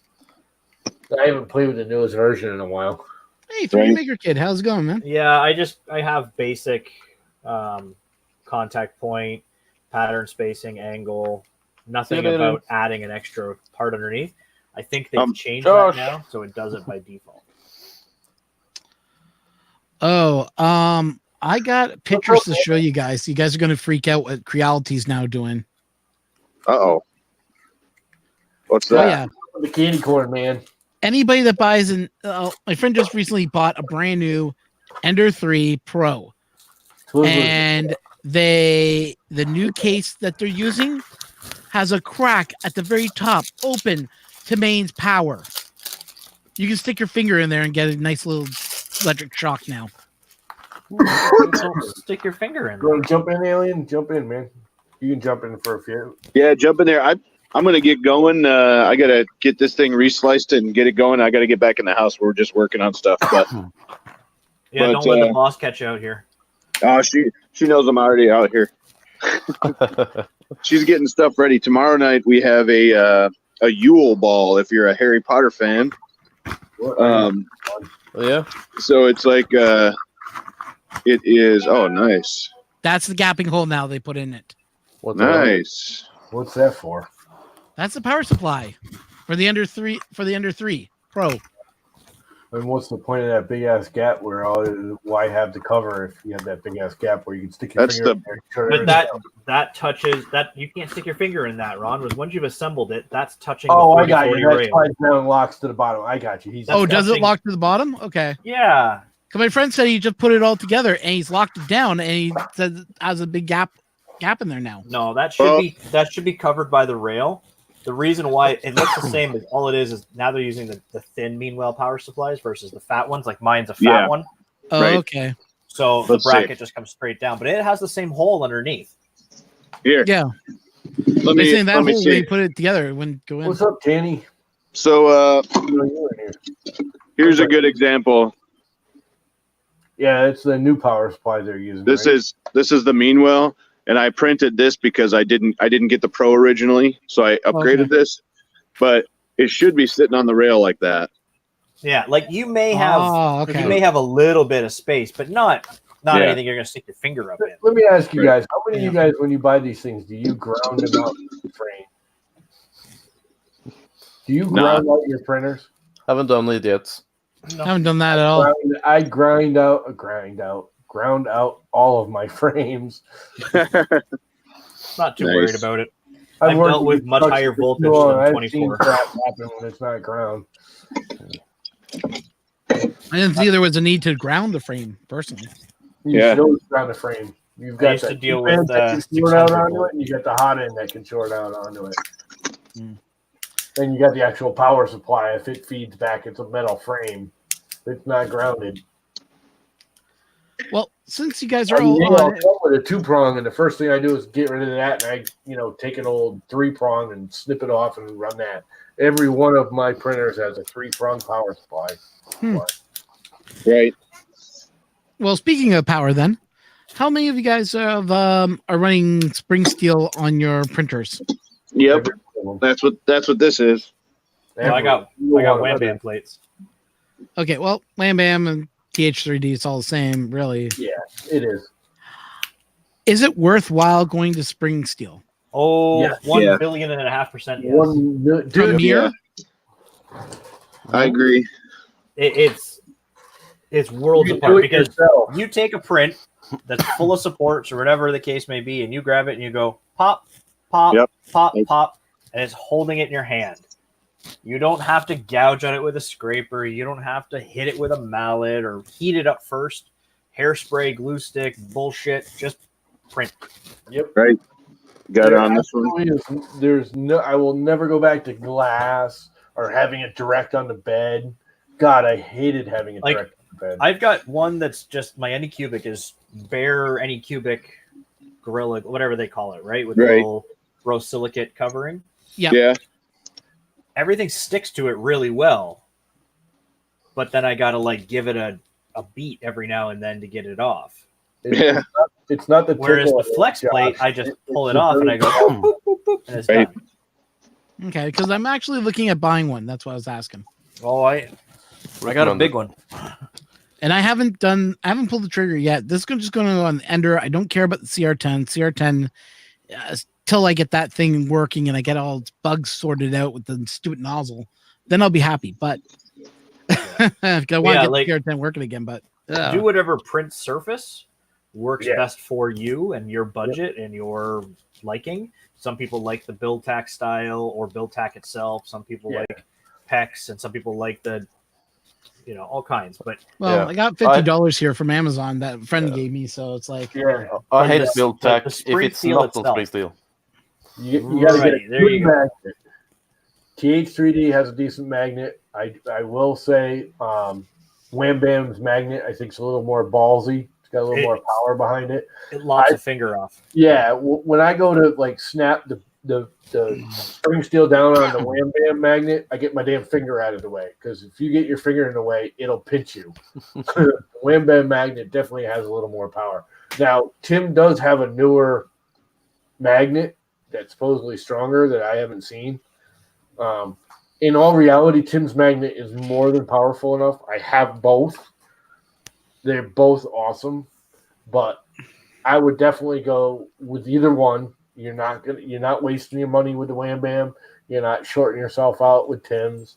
But Ron, if you order a Wham Bam, put in the comments section that you would like it shipped USPS or Canada Post instead.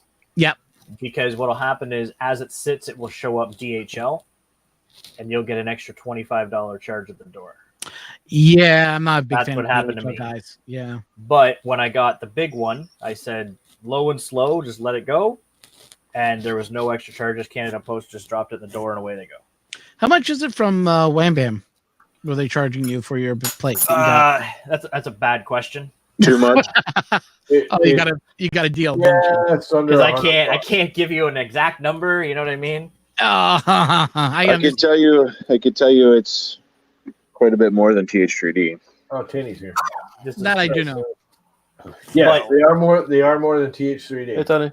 But I don't know what it costs to get stuff from TH3 to me because Right. They're That's a true. Either way, They're a little nicer. The packaging is a lot nicer. Honestly, if you got more than one printer, I would do them both anyways. yeah, I wanted to get both from each company and just say, is there a difference? There People is. are asking me. Wham Bam's magnet, I'm gonna say, is a little more ballsy. It really is. Well, yeah, they put a lot more money into the base Yeah. product. And it's cleaner, it's neater. I mean, Tim's comes in a box and it's not, but Yeah. who cares? Not because I've got both. I'll tell you right now, right there, the blue build sheet is pretty much all I use now. I do like the PEX a lot. I don't use the PEX a lot because the only reason I like Tim's build surface better is because I don't have to crank up the heat. see, and I want to get one of Tim's textured sheet sets Yeah. up here for my A10 because I'm going to convert it into an. See, the problem with using Well, that on these channels Let's just put it this way: if I go over to, if I'm at Murph, you can just ask me to pick you up one. Yeah, because the bed is slow heating. You're gonna want to go with Tim's face. The problem with the Easy Mat is it sticks really well. It almost sticks too well with the Easy Mat. I've actually found myself putting glue stick on it on an occasion to get it off. That's why I actually put my Easy Mats on a flex plate. Yeah, well, I did too, but See, I've had a couple that Can you wouldn't flex off. the Easy Mat with it being on the plate? Yeah. Yeah, Oh, see, I nice. want to So get this one of is- his easy textured Easy ones. Mat He's got right there the on a flex plate. Easy Flex Okay. 2. Well, Yeah, that- was telling me you can't flex the plate, and I was going, that's kind of weird. The Easy Mat is basically build tack, but a different material. yeah, but Yeah. Jim, It's a how's the totally texture different on that? material. Don't get me wrong. It's awesome. It Yeah, works like it- really well. Unless your Ender 5 is a dumb and it does this to a brand new mat. Oosh. That's the Oh. big one too. I will say the PEX and the PEI is easier to get stuff off of once it's cooled. I found that if you let it cool Yeah. on this build plate service, it actually is harder to get off. I've had stuff where I flexed it and the part flexed with it. Okay, because I'm now printing with PET G mostly, and that's what I was worried about because I heard the PEI sheet is not good for a PET G. Yeah, So- G sticks too into it. That's, PEI this really well too, but I just put glue stick on it and it's perfect. It pops right off. That's the Easy Mat on a flex plate. Yep.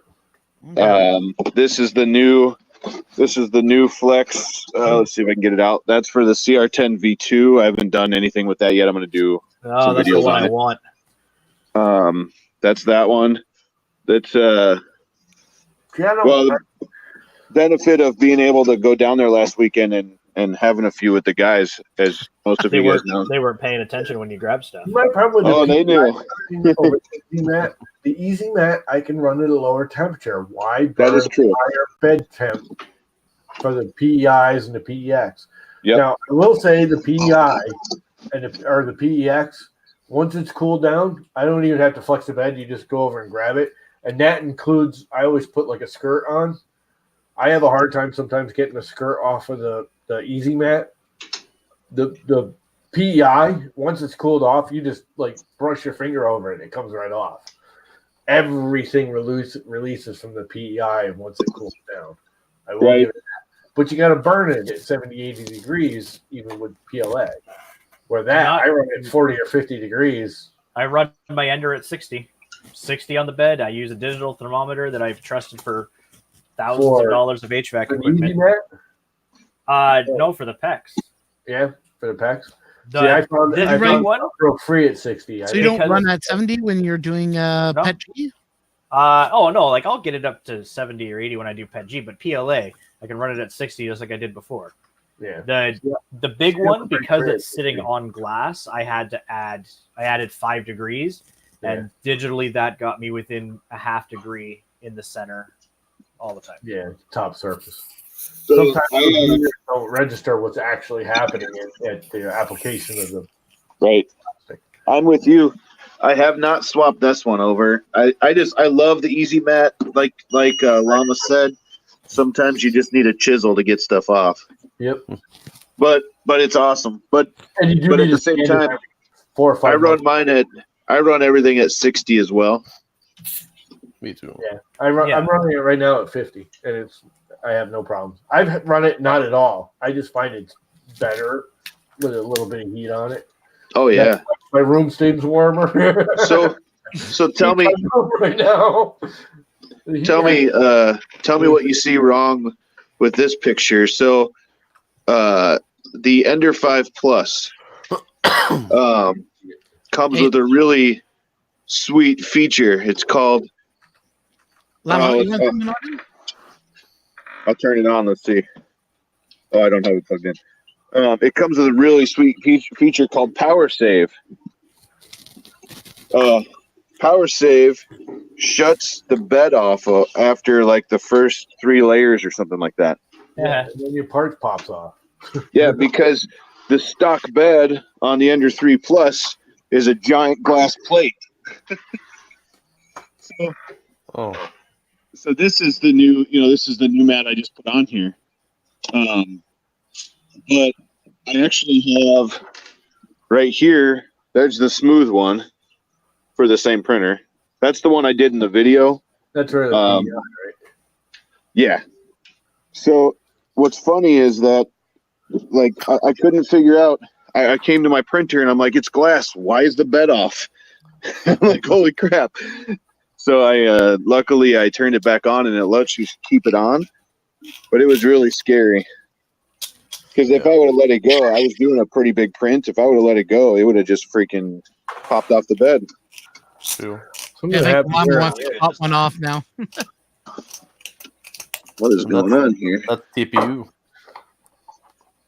Oh wow. The problem is this will not pop off because it's TPU.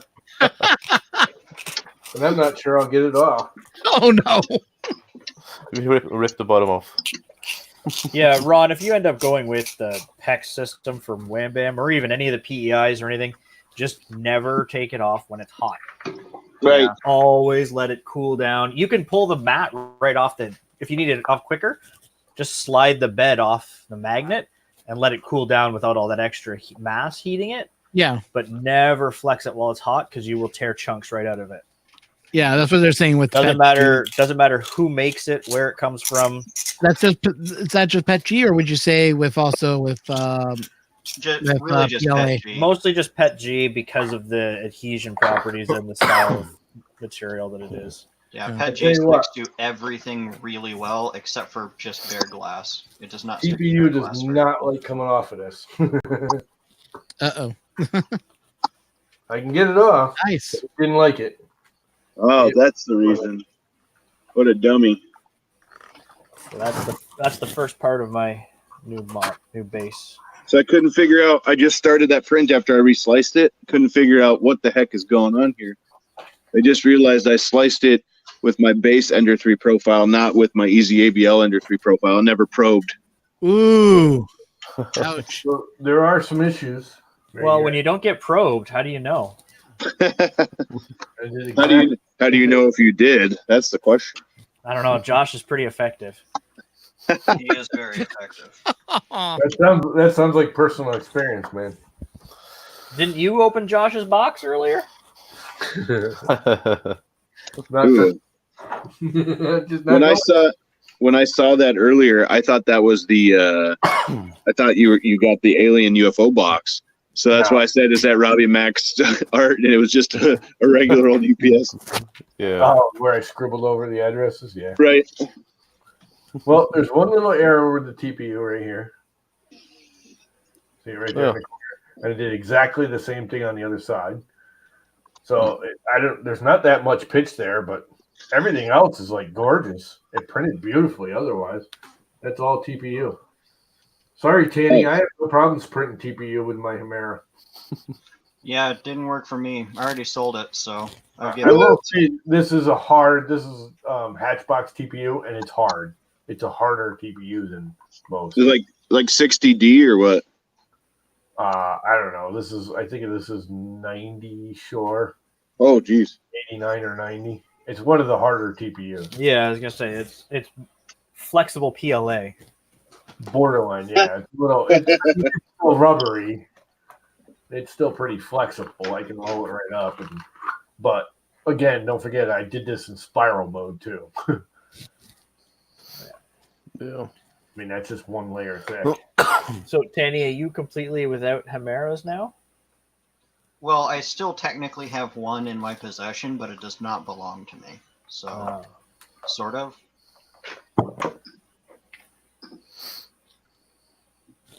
So, yeah, I don't have a problem with it. Look, there's Abraham Lincoln and George Washington. Are they making out?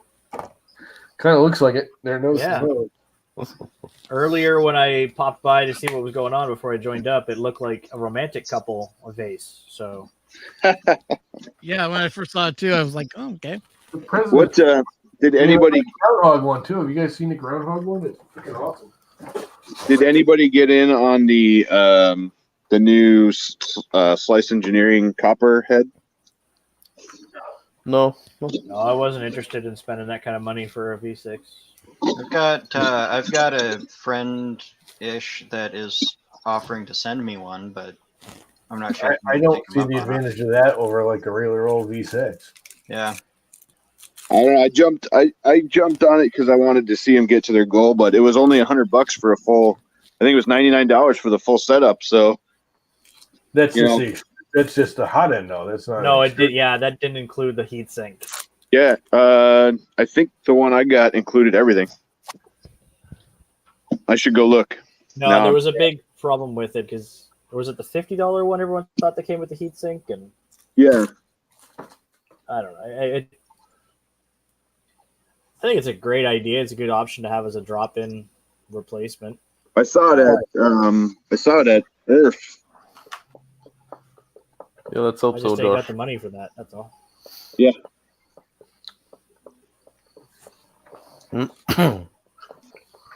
It's just like the Mosquito. I mean, the Mosquito is awesome. Don't get me wrong, but unless you're printing like nylons and stuff, why?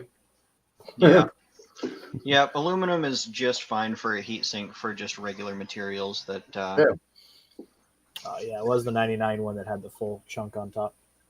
Yeah, it you should have like the came with look of everything. That the Dragon hot end, the one from I was looking at that. from I've got a Vegas. lot of people bitching about that dragon. I'm like, you know what? It's kind of cool. It's it's like halfway to the Mosquito. Yeah, a lot of people complain that they're copying the Mosquito, but it's like it's a Chinese company. What do you expect? Yeah, right. Original I ideas It's and not even a innovation? direct No. copy. Cheap, The only crappy thing they- copies is what they do. That's what they're good for.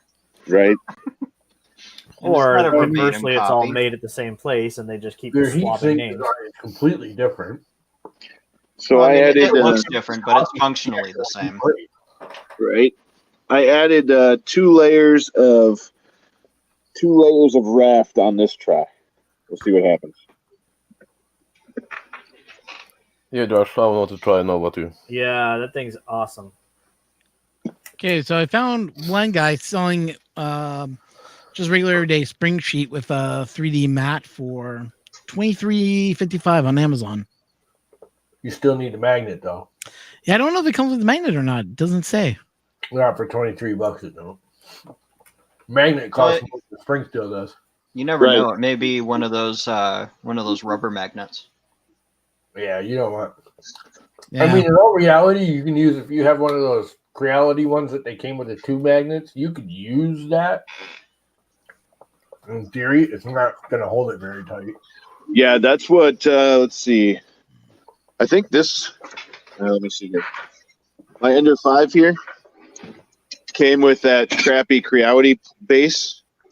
yeah. So I just threw TH3D stuff right on top of that because the magnet's there. If the magnet fails, I'll replace it. You know. Yeah, but it Yeah, holds. the mat is what fails in that system. Yeah. not the magnet on the It bed. doesn't hold it as well as like Tim. I have a couple that are just completely garbage. Found one for $32, which comes with the magnet. There you go. Look at the temperature rating on the magnet too. Not that you care, because you're not going to be doing like nylons or anything with it, right? No, not at all. So, What, Ryan? I mean, both Tim's and Wham Bams are like 130, Well, I think, because they're rating before they start losing. Thing is, Amazon, at least I know I don't have to deal with stupid customs screwing me over. Yeah, but it's a way to try it. Yeah, because get this, okay? I contacted Creality. Creality was supposed to be sending me an Ender 5. It got to customs, and customs wanted to charge me $200 to get into Canada. I was like, what the hell? I've ordered everything else from China. I get whacked with this one? It's like, yeah, send it back. Not paying $200 just to get it across customs. But apparently I'm not the only one that's had this before, so... Yeah. Apparently it was coming from... because it stopped in the U.S., and the U.S. has this stupid fight with China right now, caused me to have the issue getting it across the border. Looks like Jimmy knocked out. Oh, he's back. What happened there, Jim? Yeah, Jim got knocked out. He's back again. That would be a wrong button. I'm walking around with my phone here, and all of a sudden it said, go to desktop site. I was like, what? What just happened? And then I was gone. This looks much more promising here. Close. Let's see. Oh, yeah, much more promising. Oh, just started over. Well, you put it in the PH3D stuff. I added 2 layers of a raft. Let me guess, you also probed too, right? It definitely probed, yes. But you know what I did forget this time, because I'm talking and not paying attention. I didn't center the print on the bed when I drop it into Prusa Slicer. Does it really matter? Okay. Not really, as long as it's not off, right? It won't slice properly if it's off the bed anyways. Does it automatically drop it to the bed like all of them do? No, it puts it to the bed, but it doesn't auto-center it. It doesn't auto-center it. Got it. It won't, like when you go to print, like when you go to slice, it comes like with a big, huge red. The whole screen is red. Right. You got a red border around what's messed up. Like it. I got to tell you, I pretty much not pretty much. I swapped everything over now to Prusa Slicer. That's all I use. Prusa Slicer is good. It's nice. It's free. It works good. I found it's faster. I'm not a big fan of the interface of Prusa Slicer. Yeah. Me neither. And I don't get very good results with it. Like the prints are just, they don't look as good. See, really? I got nothing but gold. See, I was gonna say I got better prints when I swapped from Kira over to Prusa Slicer. I generally at Idea Maker with same here.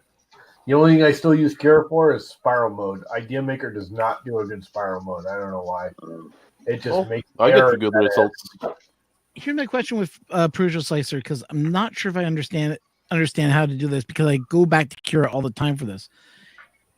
Now I know you got to do an M600 whenever you want to do a filament change and through a print. Does it have an option where you can say at this layer line I want you to stop, eject the filament out so I can do a filament change? Yeah, you just click the little when you're scrolling through the preview. Yeah. So you slice your model. When you're scrolling through, that little bar that you're dragging will have a little plus symbol next to it. Oh, okay. Click the plus at the layer that you like, and all of a sudden you'll have red and orange, for example. And it's automatically adding it. Okay, because when I was looking at it, I couldn't figure out how to enter in the filament change. I was looking around, didn't see it. Kira will do it too. So it's one of those things that I wish they had put in a different location. Yeah. So you can do this. Yeah, that's what I didn't understood. How to do that? How to get to do that? Yeah, it doesn't. See, it's super easy. It doesn't make sense the first time until you get it. And then if you want one higher up, you just go up and hit plus. If you don't want it, hit the X. Okay. And then you draw it up, and then you can hit it again. And I'm just clicking right there. Okay. And you know what? It's really sweet. I actually did like name placards for desks, and I keep forgetting to flip this camera around. Yeah, you just scroll up the layer. I mean, something like this, what I did for fun. Yeah, exactly. What's up? And Mike? it was really cool because you could do like you did the first however many layers, one color at one, and then it was super simple just to hit that button at that next layer, and it started perfect. Yeah. Yeah, I'm gonna But be you playing have to with be it. there to change it. Yeah, I don't mind being there to change it, but yeah, I'm gonna start playing with that because another thing I was thinking of doing was picking up another mortar and then dropping in SKR board in there and just have it do dual color. Nice. But Yeah, that's later in life. looking that's What are we looking running that for? 100% better.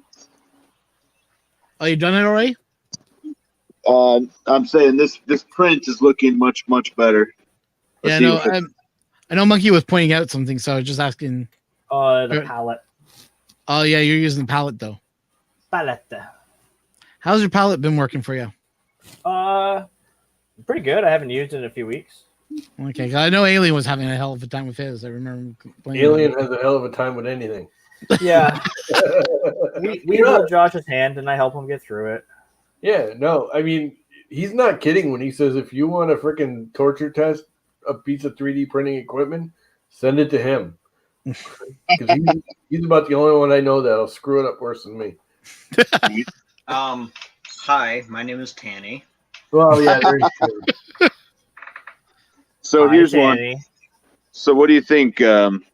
This is the tall part. Obviously, I need to paint because I have heat now. I can paint that doors now. But that's the tall part of my enclosure here. So I have that much, and there's going to be a ceiling up there. You'll see the rafter because the ceiling will be above it. But I'm thinking about enclosing this part here, and that's where I'll do all my resin printing.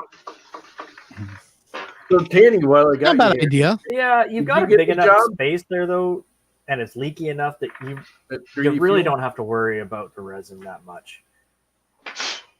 What was that? Yeah. Tom? What do you mean? What was Did that? you get the job? Hang on, guys. Did you get the job at 3D Fuel? Yep. Cool. That's awesome. You that's awesome. So you're working for I'll, 3D Fuel now? Congrats.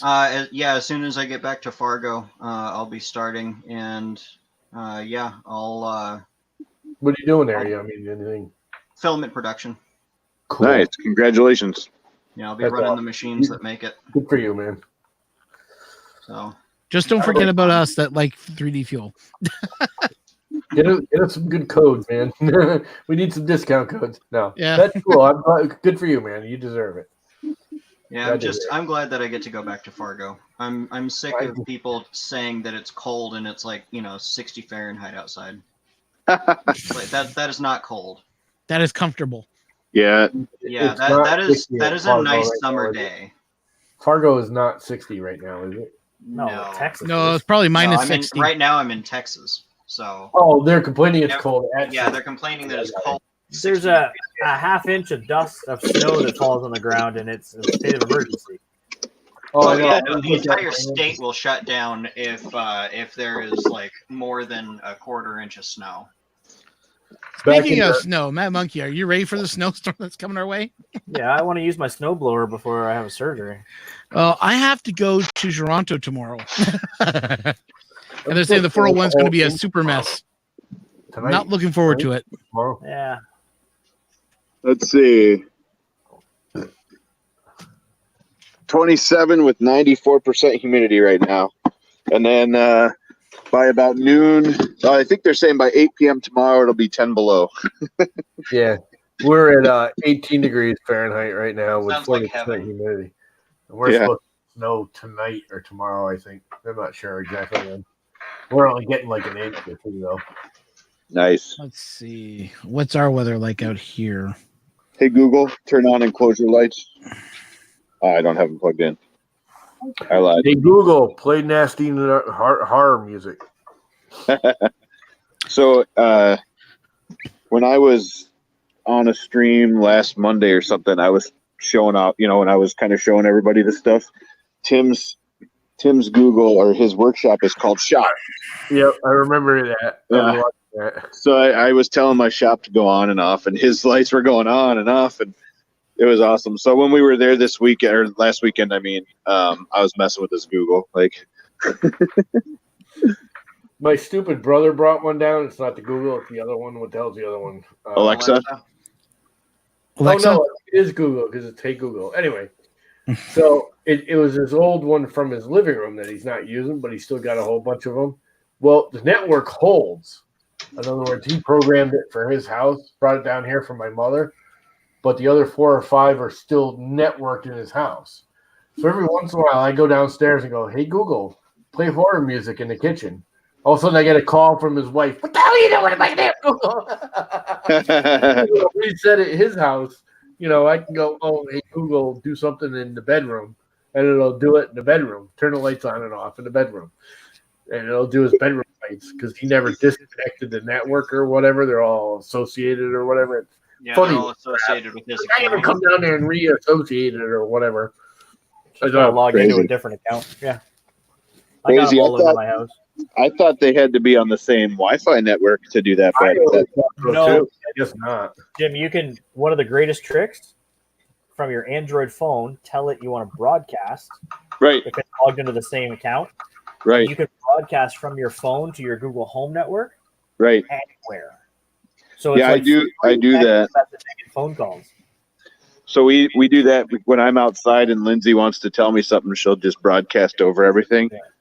I But I'm saying, as long also as your phone is logged in, Right. you can tell it to turn on your front door lights. You can tell it to turn Right. on the radio. All of that, as long as it's logged in. see, and I always thought what I meant by that. I guess I thought the Google Homes had to be on the same network. I didn't know they could be in different houses.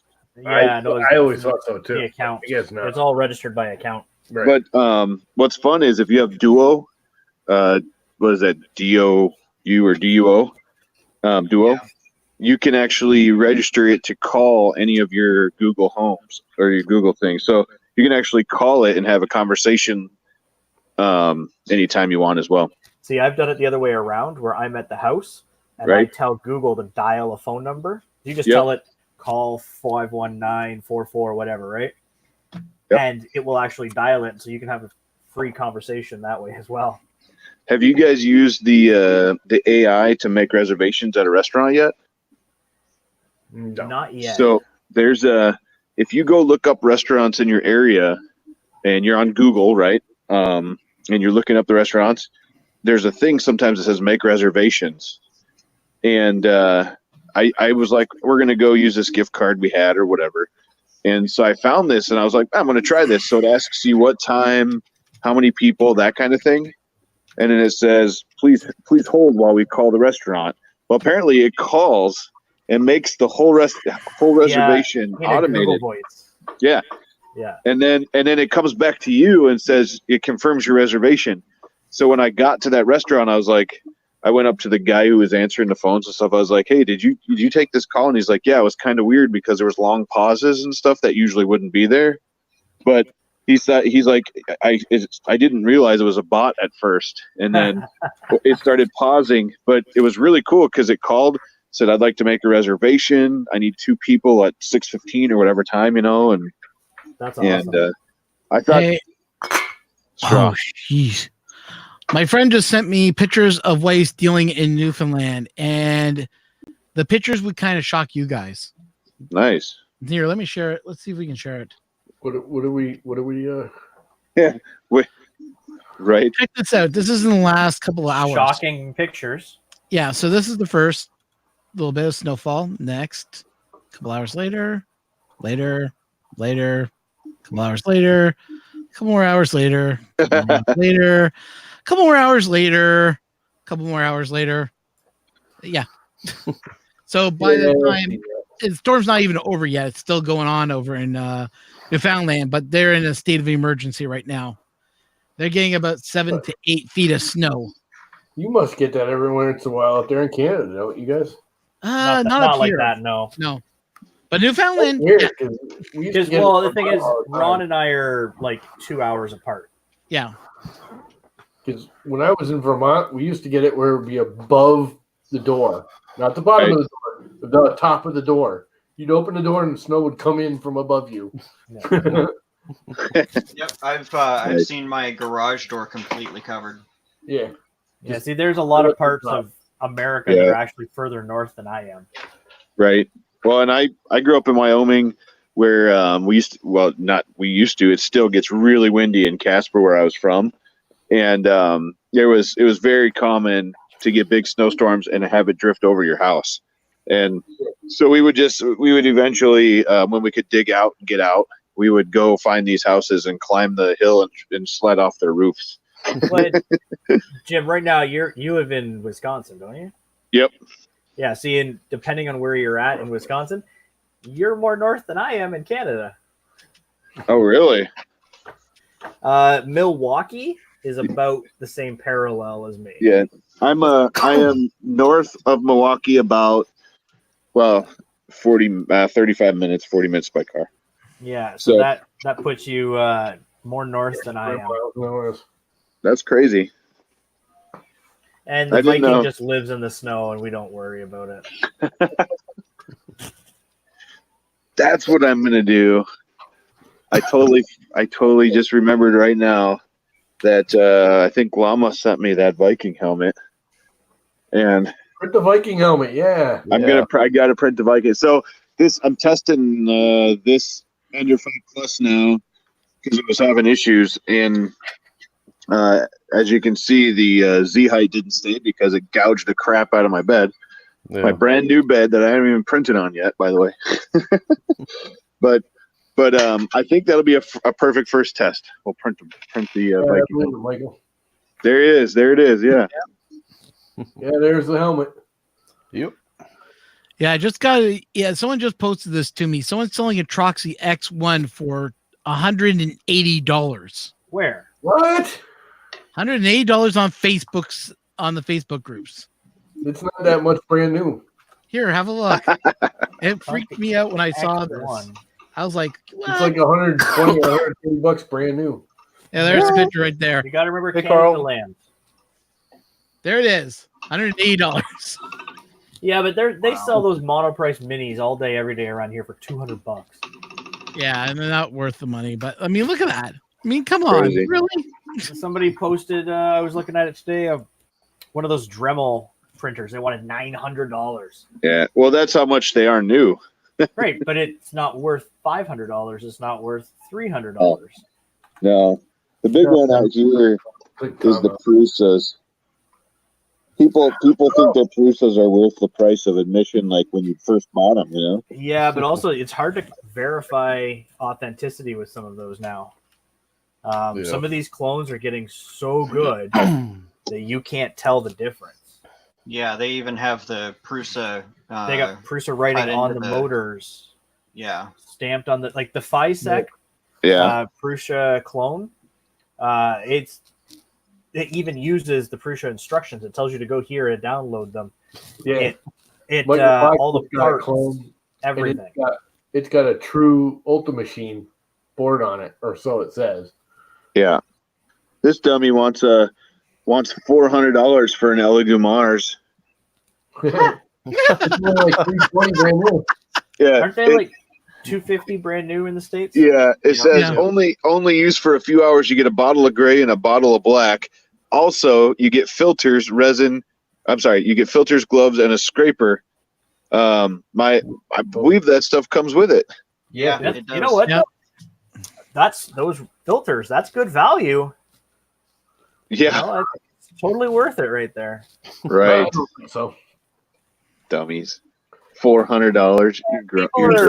people they'll sell it because there's people out there that just don't know. And someone will buy it. Yep. Let's see. Oh my God. I just found something even worse now. Some guy's selling red ABS for $75 for 3/4 of a roll. What's that, about 100 pounds? That's about less than a kilo. There's another YouTuber around us There's some dummies. that does his reviews and then posts stuff posts it for retail.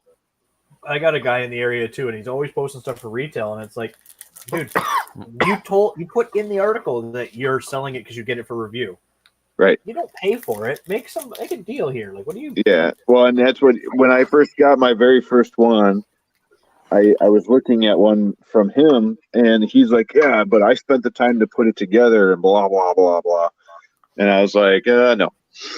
My answer to that one is That's okay. because you put it Take together, it makes apart. even less value to me. Take Right. it apart, put it in the box, and I'll buy it that way then. Yep. Someone else putting it together right now, especially someone I don't know, devalues it Mm-hmm. because I got to go back and fix all the crap they screwed up. I'd let Tanny put a printer together for me. Well, yeah, but I know Tanny. You know what I mean? And it would work if it were being put together for anyone but me. Yeah, I was going to say. I know exactly When I what's put gonna it go together wrong for with it. myself, Tanny things built go it. wrong. I know Nice. exactly what's going on. Danny built it. Everything. All right. I No, think like I we're said, far if I enough build it on for this. someone else, it always works fine. I think we're far enough on that print where I'm going to let it go and see what happens. But my battery is yelling at me it's going to die. So I got to get out of here. But yeah, that was a quick tour of my new shop area space or whatever. You got to put a ceiling in, man. Doghouse. I'm working on it. So if you see, it's all insulated up there now. Was it? Yeah. So my next goal in life here is to get the ceiling in above me, and that'll keep a lot of the heat down here then. Well, if you got it insulated, you don't even need the ceiling. But sure. What are you going to put Well, up? I want the extra space to store stuff. What are you going to put up for a ceiling? I'm gonna put OSB up there. Oh, And you're then- going to put a floor up there. And then Yeah. filament. Yeah. Like that. Yeah. Yeah. Lots and lots of filament. Actually, what's funny is this spot here where I think I'm gonna do the resin printers. I was gonna build basically that whole area was gonna be a filament cabinet, but then all of a sudden these resin printers started showing up, and I need somewhere to print them. So what I'm thinking about doing now is grabbing a metal, basically a metal cabinet. A metal cabinet that opens with two doors, Yep. like this, except for metal, essentially. Costco, And then- Walmart. Yeah, I'll put seals on it, and I'll put little fan blower, pulling air out, and I'll I'll put a tell you bunch one of better, Jim. what's that? Buy a cheap gun safe. Oh, Find a used gun safe somewhere, cheap one. It'll be all sealed up, and then you can put the dehumidification rod in there from Stack On or the EVA Derize Sure. or whatever those are, right. and you're done. Yeah, That's a good idea. Them gun safes ain't cheap. Yeah. I don't know. It's America. Everything's cheap there, No, it's really not. and guns are plentiful. So I mean, hey, you probably got odds. They are plentiful. Guns are plentiful. But Yeah, I should. want their damn gun safe. Gun safes are expensive. Yeah. They But I start. also You gotta can find like a $30. 40-year-old one though. Yeah, I should get a literal old safe, like old school, like you'd see in an old school movie. that would actually be kind of The cool. big dial on the front of it, Yeah. Problem Inside is- is the one roll of carbon fiber filament that you've never touched, still sealed, signed by Joel or some shit like that. A roll of high Yeah. five. Yeah, it has like the one roll of filament, but it weighs like 1,000 pounds just for the safe anyway. yeah. I was gonna say you need a small crane to get the safe into your house. He's got a garage door. Just push it in and close the door. That's true. But I also need room for a fridge and Production crew. yeah. Oh man, I gotta get some videos. So this weekend we have, like When I are said, the we beer have tops coming in? probably go in the fridge, but I don't know if I'm gonna do a tap. But I have basically the man cave's downstairs. Now that this stuff is out here, I have my man cave back. So yeah, we're gonna get some videos done this weekend. We have that Yule Ball tomorrow, but videos coming soon. And actually, what's funny, on the 20th, which will be Monday on the community showcase, I have a guest coming on. But the 20th is I looked it up, and that's exactly 1 year from my very first video. Nice. So yeah, Hey, Kelvin. maybe I'm I need to give myself something. No, I'm just joking. I'm coming up on 1 year on Twitter. Nice. Well, 1 year on Twitter doing 3D printing. I've been on Twitter a long time doing nothing. Awesome. Hey, Robert. I forget when I started Well, my YouTube Isn't that channel. what I you think do with sometime in 3D April. printing? Nothing. So we're coming up to 2 years now Oh, from yeah. YouTube. Double wide test for 800. Nice. Nice, Carl. Hey, I'm going to jump out of here so my battery doesn't die and someone else can jump in. Thank you for inviting me. I appreciate it. Sorry I look like a scrub today, but that's okay. I'll get over it. I'm over See it. you. Good seeing you. Later, You too, Jim. guys. Later, Jim. Have a great one, and hopefully we weren't too rowdy on last week's stream when we jumped in. You guys were okay. Did anyone catch any of the stream after that on TH3D channel? I don't think any of us got the stream afterwards. We're tired. It's probably better that way. That's all summer. I think he still has it up, and I went back and looked at it, and you start like at the beginning and then go to the end, and I'm like, oh man. Luckily, I didn't drink that much, but a couple of the guys did. It was awesome. Yeah. Yeah, you had a good buzz on when you came on the other one. Oh, we were having fun. I had to have fun with Tim. I said, I'm going to sit in your chair and I'm going to pretend I'm you. And he's like, okay. Tim's easy. So what'd you do? Just start yelling about stuff? Yeah, I said, look, I got a new chair, and I was just giving him a hard time about everything on his desk. I was like, look, there, and then he handed me his vape. He said, you can't sit there without the vape. He kind of Oh yeah, then you couldn't smoke the vape, so you had him smoking blowing you. Yeah. Too much fun. But yeah, well, cool, guys. Well, I appreciate it. Have a great weekend. I might try to plug this thing in and listen, but other than that, have a great weekend and stay safe with all the weather going around out there. Yeah. Everybody else in the chat, I apologize. I haven't been watching chat because I'm on my phone tonight, but nice to see you all. Nice to hear from y'all, and we'll see you guys Monday. Yep. See ya. Hey, bye, guys. Now get the hell out. I'm good, Calvin. Still decently awake Hang on. at 4 a.m. Hold on, hold on. It's all bleaching out. How you What doing, is Kevin? that thing? They're like a bunch of skulls in a tree or something. It's the Pillar of Skulls. Yeah, Nice. is I've that been waiting to KJ? print that. Is That's that KJ lit? design, right? Yeah. That's pretty cool. And then just a simple Yeah, battery operated. Yeah. And that's So- out of that PLA 2 or PET G 2.0. How you liking that Pet G, by the way? I love that stuff. I've made so many things out of it. I know that I probably got to go over and see Ron and say, hey, Ron, heard you got that new Pet G out. He'll probably hand me a roll right then there. I made a bracket for my headphones. I made a whole extruder body. Oh, nice. Completely out of it. A couple models made out of it. This thing's Holy crap. It's 10 o'clock. Yeah, so your point being? Oh, I'm an old man. You're not that old, man. I He's am old. that old. You don't realize just how old I am. I don't think you're that old.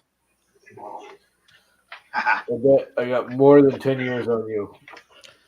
You'd be surprised how old I am, said around. So a lot of people think I'm only 30 when I'm actually 43. So Well, I got more than 10 years on you. okay.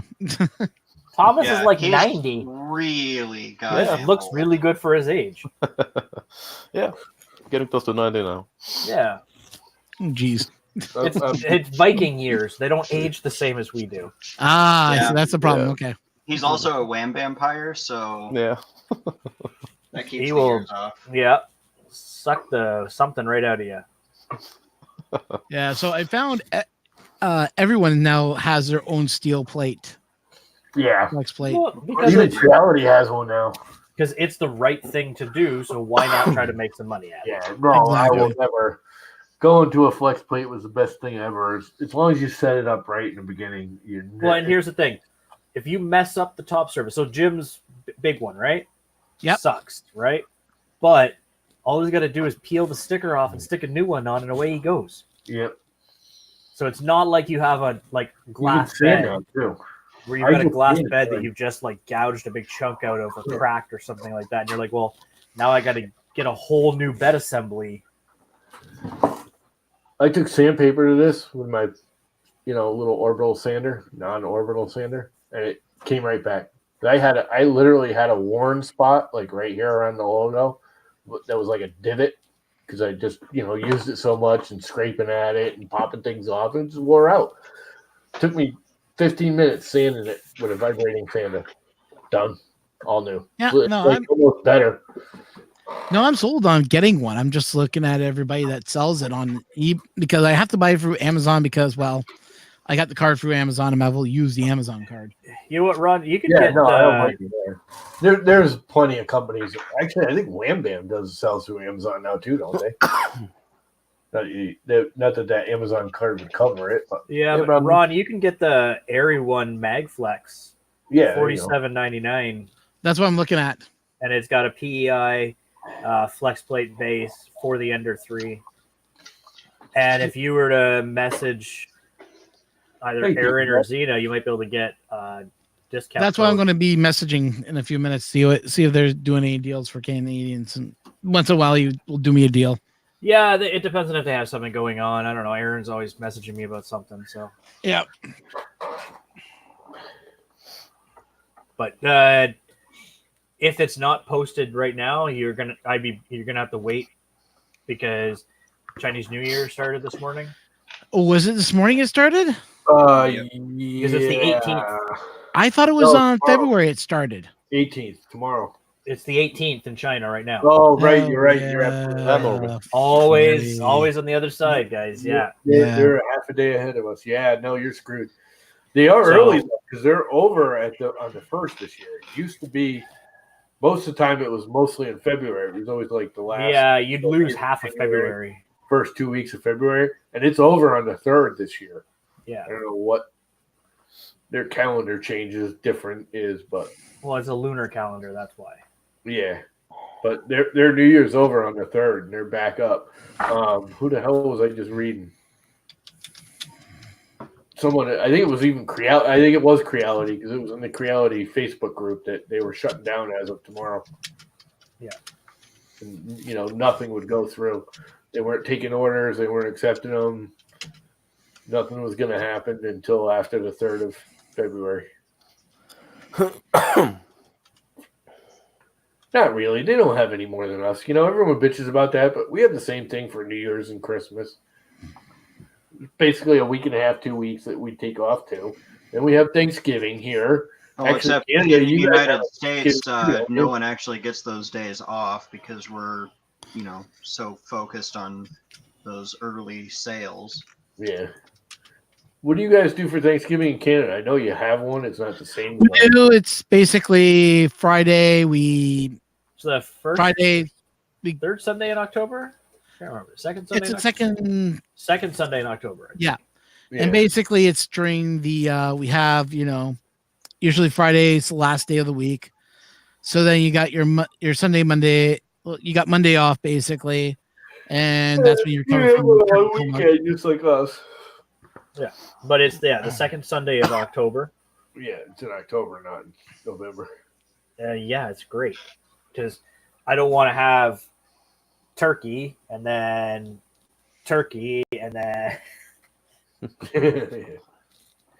well, Mike made a good point too. Earth is that weekend. That's why I couldn't go this year. Same here. That's why I wasn't there. Now I'm hoping to be able to make it to Murph. If you come up to Murph, that just sounds like excuses to me. Listen, Tanny, I will kick you with my good leg.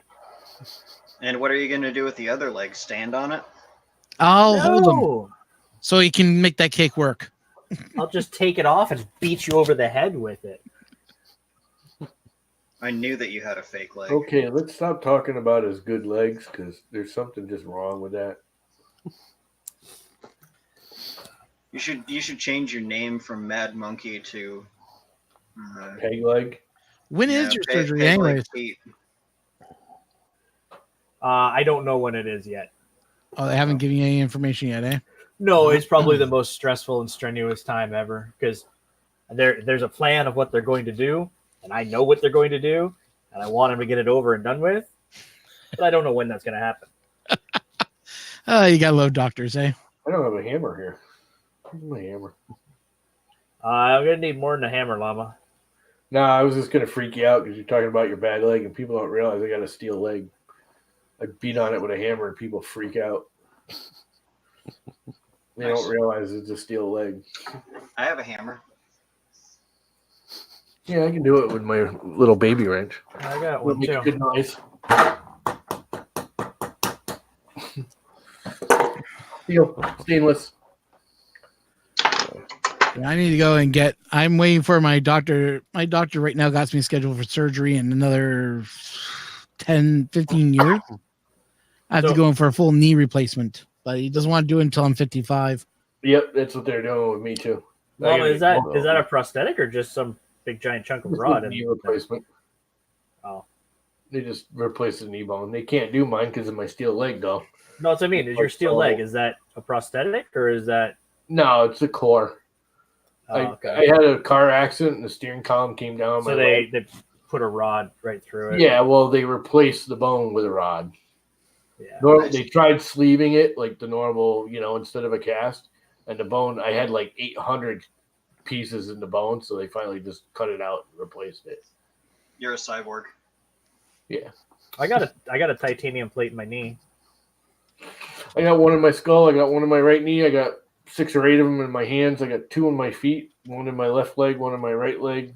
All right, I do have one in my foot still. Broken neck. But I'm not going to got a have couple that of for long. screws in my back. Believe me, there's not too many people that have broken as many bones as I have. I don't have any artificial parts. I don't even have piercings. I said that like 2 hours before. I said I've never broken a bone in my body. 2 hours before, I broke like 28 of them. Well, hopefully I won't be going anywhere within the next 2 hours. Well, let's just put it this way. I've just never been to the hospital for it. I have only one broken bone, and that was in my knee because a bone chipped out of my I forget what the main bone is called that attaches between your knee and your foot. But basically a piece tibia. So somehow I got a chip in my tibia, pulled on, and it was attached to a tendon. The tendon bounced back, went up the knee, and hit the kneecap, fracturing the kneecap, and then landed back in place where it was. Oh, right. That's why I don't like candy corn. Because so I had a cracked. You don't like good things. It's just a big pile of sugar shaped in a corn shape. Yeah. Well, yeah, that's the whole point. No. Sugar Rush 101. I like sweet. That's not just sweet. That is just a pile of sugar. It's not even sugar. Speaking of a pile of sugar, I'm going to go grab a soda. It's like soggy sugar. Yeah. It's not even good sugar. It's soggy sugar. I never had it, so I don't know. You never had candy? Well, yeah, over there, probably not. Although they have candy corn from over there. I know they make a big deal that Pez is here in Connecticut. It's like 20 minutes away. Oh, yeah. But they're really not. They're actually from like Belgium or something, the original Pez company. Actually, of Ukraine. I think it's actually from Ukraine, and then they moved to the States. They moved the factory to the States. Pez are made right down the road from me. Well, not right down the road, but like 20 minutes away. That's why I wanted to do if I started a company like, Josh or anything where I was selling 3D printing stuff, pumpkin cream, yeah, you can keep that. This stuff is delicious. I don't want squash soda. It's amazing. It's like 1% pumpkin juice. No, there's no such thing as pumpkin juice. That's not food. That's what food eats. I'm okay with that. Yeah. Are you saying you're going to eat me? I'm not touching that, man. Just not even going there. Danny's drinking a cup of pumpkin. The answer is no, Tanny, no. But good comeback, I'll give you that. That's one thing I'm good at is coming back. Yeah, okay. Anyway, we got some audio equipment from my church for Sweetwater. They send a bag of candy in every order. Good for them. Well, it's not candy corn. Candy corn, I mean, it's not terrible. It's just. It's like stale sugar. It's mellow cream. I gotta take care of something, guys. So I'm gonna log off because I have to get up early tomorrow morning. I got Yeah, one I trip to. 10 or 15 minutes anyways because I'm about ready for bed. I gotta get up at 5:30 in the morning tomorrow. Woohoo! Fun. Oh, I'm not looking forward to getting up that early in the morning, but oh well. Yeah, I feel it. So thanks for having me on. I do appreciate it. No problem. And to everyone in the chat, thanks for chatting. And hopefully within the next couple of days, I may have myself a Spring Shield bet. I'm just looking to see what's out there and see what the pricing I'm looking at right now. Yeah, I was gonna say, didn't someone say the Erie EOR ones have it? Whatever the Yeah, hell it is. I've just messaged one of the guys over on Facebook to see if there's any deals happening right now. Yeah. See if I can save a little bit of cash. I mean, even if I save a little bit, it does help. $5 is $5. It's your $5. That might be more like $20. I don't know. There you go. Well, probably like $30 or something, aren't they, from them? $44.95. Canada. Yeah, it's a Canadian thing. Yeah. Heck, I know Mike can tell you about it. How much annoying when we see half of the American prices and then we go to Canadian prices and it's like 3 times the amount. Well, because your dollar ain't worth squat. I got free healthcare. Yeah, Sure we he does do. have a point there. But here's the kicker, okay? Dude, I'll pay the extra money and get the free healthcare. I'll tell you what. Here's the kicker. I can go out and I can go to the States and buy Elgo Mars for $200 US. That works out to about roughly around 300 something Canadian. I went to the Canadian Amazon site and they're selling the same thing for $900. Yeah, What the that's hell? a big chunk of That's fees, because no, that's a third-party vendor. That's Yep. no Yeah. different than somebody on eBay. I know. Yeah. They're selling it for whatever they want to sell it. Amazon, so you got to make sure you're buying it from the Elegoo. Yeah, from either Amazon directly or from the manufacturer. Because right now, to buy an Elegoo Mars, it is $359 Canadian. Oh, okay. That's They're interesting. right there, prime delivery. I'd have one by Wednesday. $379 if you want to get the orange one. So you can get the red one or the orange one. Does it really make a difference which one you get? I don't know. Red is better anyway. So, Mike says orange is better. well, Mike is wrong. So, Well, Mike would say orange because he loves the color orange. Orange. Orange. But it's $20 more for orange. I kind of would go with the orange one too. I think It's purple, orange and silver. purple defeats all colors, though. So, yeah, I'll go with you there, Tanny. Purple is good. I love purple, but orange is my color. But I could. A good burgundy Team purple, orange. reddish purple is best. They're Okay, in so we got stock- Team Orange now. It's in trending. stock, $379. Could be here by Wednesday. That's not too bad then. No, because I was looking online and I found one on the US side and I went to the Canadian and I just typed in, okay, let's see what is .ca. And I looked down, it was like 700. What the hell? Anyway, Oh well. On that Anyways, note- guys, thanks. later. Later on. you can use Gloop. Gloop it, baby. Gloop it. I'm glad I got my tube of Gloop. This stuff's ridiculously overpriced, but it's worth it. So I've stopped using the tip. I just do this. And it doesn't dribble out on me every time afterwards. Because if you squeeze that thing at all, out the little delicate applicator, you're just going to keep over squeezing it because it's bad. I don't have any applicator. Yeah, you do. No. You got to unscrew like that.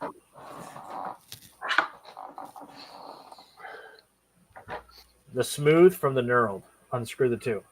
Oh yeah. Didn't look like But- it came apart, but If you squeeze that'll it, clog. no, it doesn't clog up. It's fine. It's just if you squeeze to get pressure, it dribbles out the little bit you need. Yeah. and then because it's a steel tube and it's got a little hole, it just keeps dribbling. Yeah. Whereas if you what do you just take do? it off, When you just squeeze up a little bit, dab what you need, let it come back down. It's got a bigger hole to retract, right? And it. Yeah. Well, I was planning on doing that. It was good. I didn't realize that it came apart. I had the big bottles and they kept drying up on me. They actually That's my me a gloop new secret. I hope everyone knows what the gloop secret. And I just don't use it. I don't do large areas with it. So the big bottles are a waste for me because they dry up. Yeah, I've got a big bottle. I just I never used it. I mean, I used it often. I just didn't use a lot at a time. I always was gluing smaller parts together. So I never got to use most of it. And they sent me, like I said, they sent me a new bottle. The first bottle I dried up, and they said they'd send me another one when the second one I dried up. I'm like, nah, it's all right, dudes. I've gotten my money's worth out of it. They got it to me for like half price when they were first like starting out. So I can't bitch about it, but I don't like the bottles because every time you open it, it skins it and starts drying it out. So I'm hoping this will be more of my thing because yeah, it's good. It I don't have a problem with it. Yeah, just don't squeeze hard. No, just like good old Tesler's freaking mono glue from the 70s. Exactly like that. But for PLA. It's still, I mean, it's like $11 or $12 for this little tube. That's kind of a lot of money. But if it doesn't dry up on me, this will last me 6 months or a year. So my last one lasted me 4 months. Yeah. I don't glue a whole lot together. But when I do, I like gloop. I do like the stuff. When it's not dried up, it works really, really well. Yeah, the new bottle is still the bottle, and like I said, the problem is I'm not doing. If I was like Carl doing these huge swords, yes, I'd want the bottle to be able to spread it out. But I mean, I went out and got these things, little silicone makeup to apply it because I like dab a little bit on there. That's all I ever use because I'm doing small parts with it. Yeah, but their new bottle had a new lid, which was not going to dry out. Yeah, it's got nothing to do with the lid. My lid was tight. Once you open it up and it gets a pocket of air in there, every time you open it up, it gets a new fresh pocket of air, fresh air in there. It's gonna dry up. I wish you could find a way to vacuum seal it every time you close it up. You still have a void in there full of air. You know what? I do have a bottle of no air around here. Well, I should have tried that on it. I never thought of that. You guys ever heard of that crap, no air? Mm-hmm. No. It's basically nothing. And you squirt it into I used to use it for wine when I'd open a bottle of wine so it doesn't go stale on you because I'll drink a glass and then the bottle will sit there for a month and it gets yucky once you open it up. But you supposedly squirt this no air in there and it's like nitrogen or something. I don't know. It's heavier than air or something. But it makes it so it basically repressurizes the bottle. Supposedly, What, RC? How are you using that?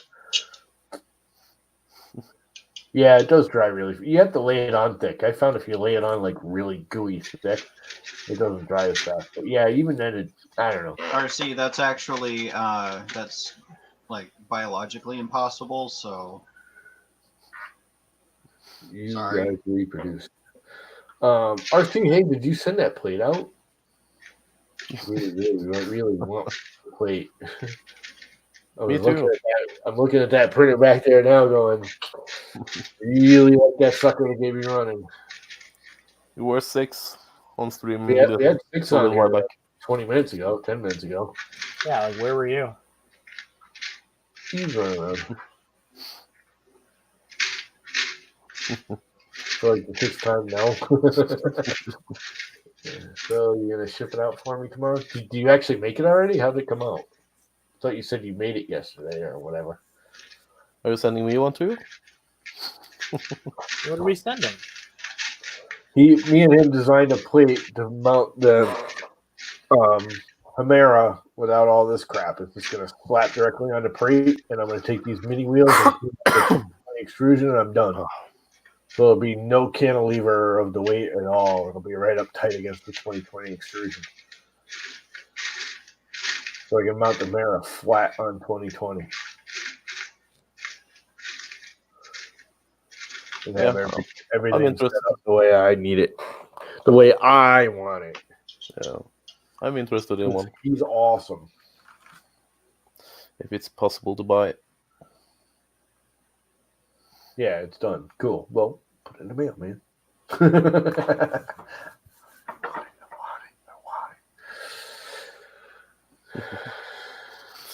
think I'm going to start building that thing anyways. I still got to figure out how I'm going to do the lead screws with that set up and all that crap. So I can start building it now. That ain't going to change any of that crap. Yeah. Yeah, I'm completely building the ANET from scratch to handle the Hemera with like actual V grooves instead of those crappy freaking single bearing units they had on it.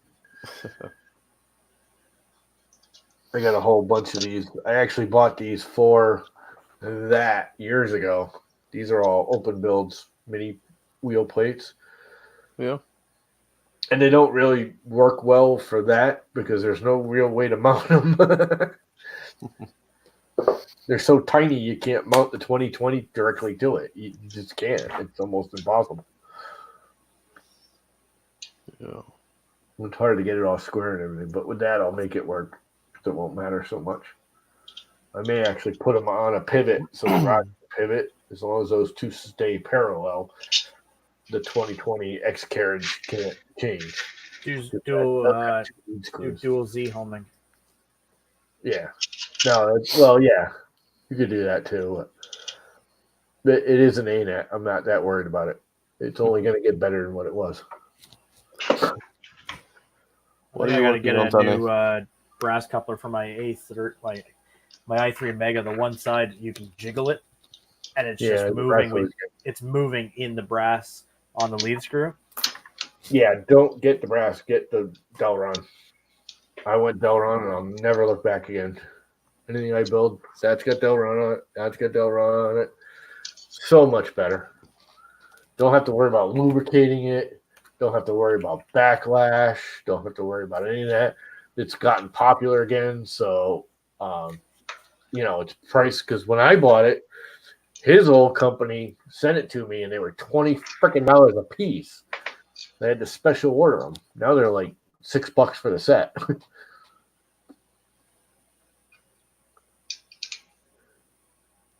You mean like Delrin bearings or the Delrin the Delron nut for the lead screw? That's what you're talking about. Oh, you got a nut? Okay. I didn't know they made a Delrin nut. Yeah, no, they've made lots of Delron nuts. Open Build carries them. They carry a square block one. That's what's on that. And Xylotech, I know, carries the one for regular lead screws, like regular ones. You can get them on eBay and Amazon and everywhere else now too. That's what Prusa uses now. All the MKS, MK3 comes with Delra. It's actually a different plastic, but it's the same idea. I don't know the exact thing about it, but there's something different about the ones Prusa uses. But they're a black plastic; they're not metal anymore. But you don't need a backlash because they're really, really tight. But it's a slippery plastic like PTFE, so even though it's tight, it spins easy. Yeah, I'm just looking. Zealtech's got a set that has backlash all built into it too. Yeah, you don't need that though. If you use the Delron nuts, you do not need to use the backlash nut at all. It's tight enough, you'll never get any backlash out of it. Well, as it wears down, it will. I've had it on this thing for like 3 years, and there's none. Well, it doesn't wear down quickly. It'll take a long time on a printer, especially on the Z. The Z isn't, it's not like it's moving back and forth and back and forth, back and forth real fast on the Z. Dude, that is freaking awesome. What? Is that just the bit marks, or is that actually like clamshelled inside the pocket? It's just the bit mark, the swirl from the bit, right? RC? Can you share with the class? Yeah, I will.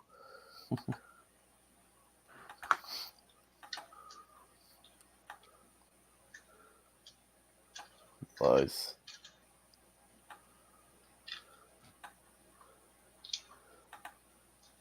Yeah, that's what I thought. It looks clamshell from the way, you know what I mean? It looks like it's not clamshell, but you know what I'm talking about. Wavy. What the hell was I thinking of? I don't know. That looks pretty nice to me. I mean, yeah, you can see the machine marks, but who cares? Anywhere you can see the machine marks on that, it'll be hidden. This will have a washer or a nut or a bolt in it, and this is going to have the wire management plate in it. So that will be cool. Hopefully, I'll get it up and running, and we can market it. You can make them, and I can make a buck. No, I'm kidding.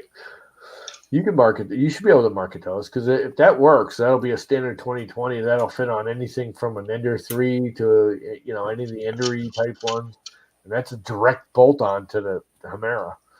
The only thing you have to use is that's designed for the mini wheels, not the big wheels. So they'd have to get mini wheels, but that's a much better plate than what they have now for the Crealities. Crealities, they're all using the stock plate, and then they're building a plastic mount for it, so you're spacing it even farther off, getting more cantilever action, whatever it is, twist, more weight out floating in the midair. Where that's you can't get it much further up against the 2020 extrusion with that than that.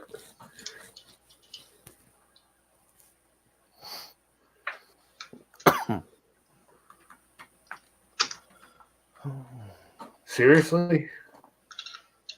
$50? Well, yeah, when you're custom cutting it like that. Custom cutting.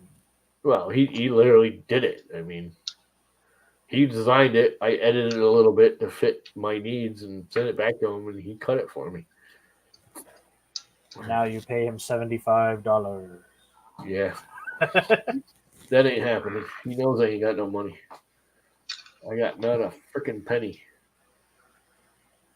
Literally. I think I have about $35 in my bank account.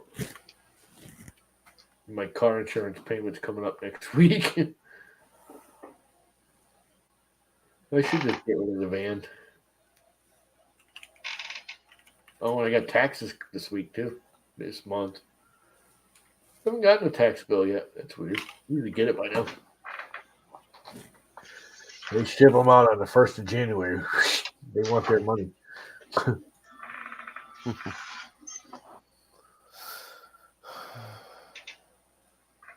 think my van's like $50 or $60 a year. It's a pretty beat up old van.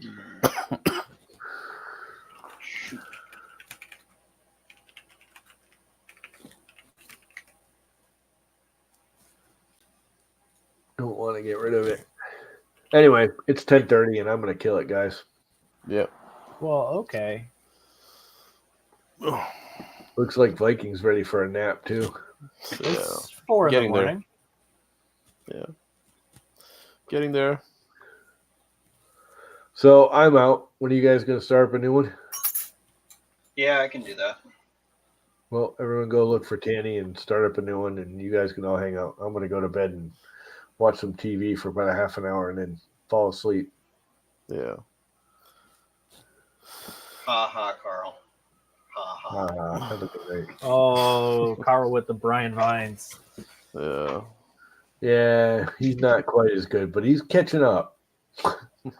There's just nobody at puns as good as Brian. Brian's just he is the king. He is the pun king. Yeah, he definitely is a pun king. Anyways, thanks for stopping by, everyone. I'm killing it. Have a great night. See you guys. I thought I did, RC. Didn't I already send it to you? I'll send it to you again on Twitter. All right, later, guys. End broadcast.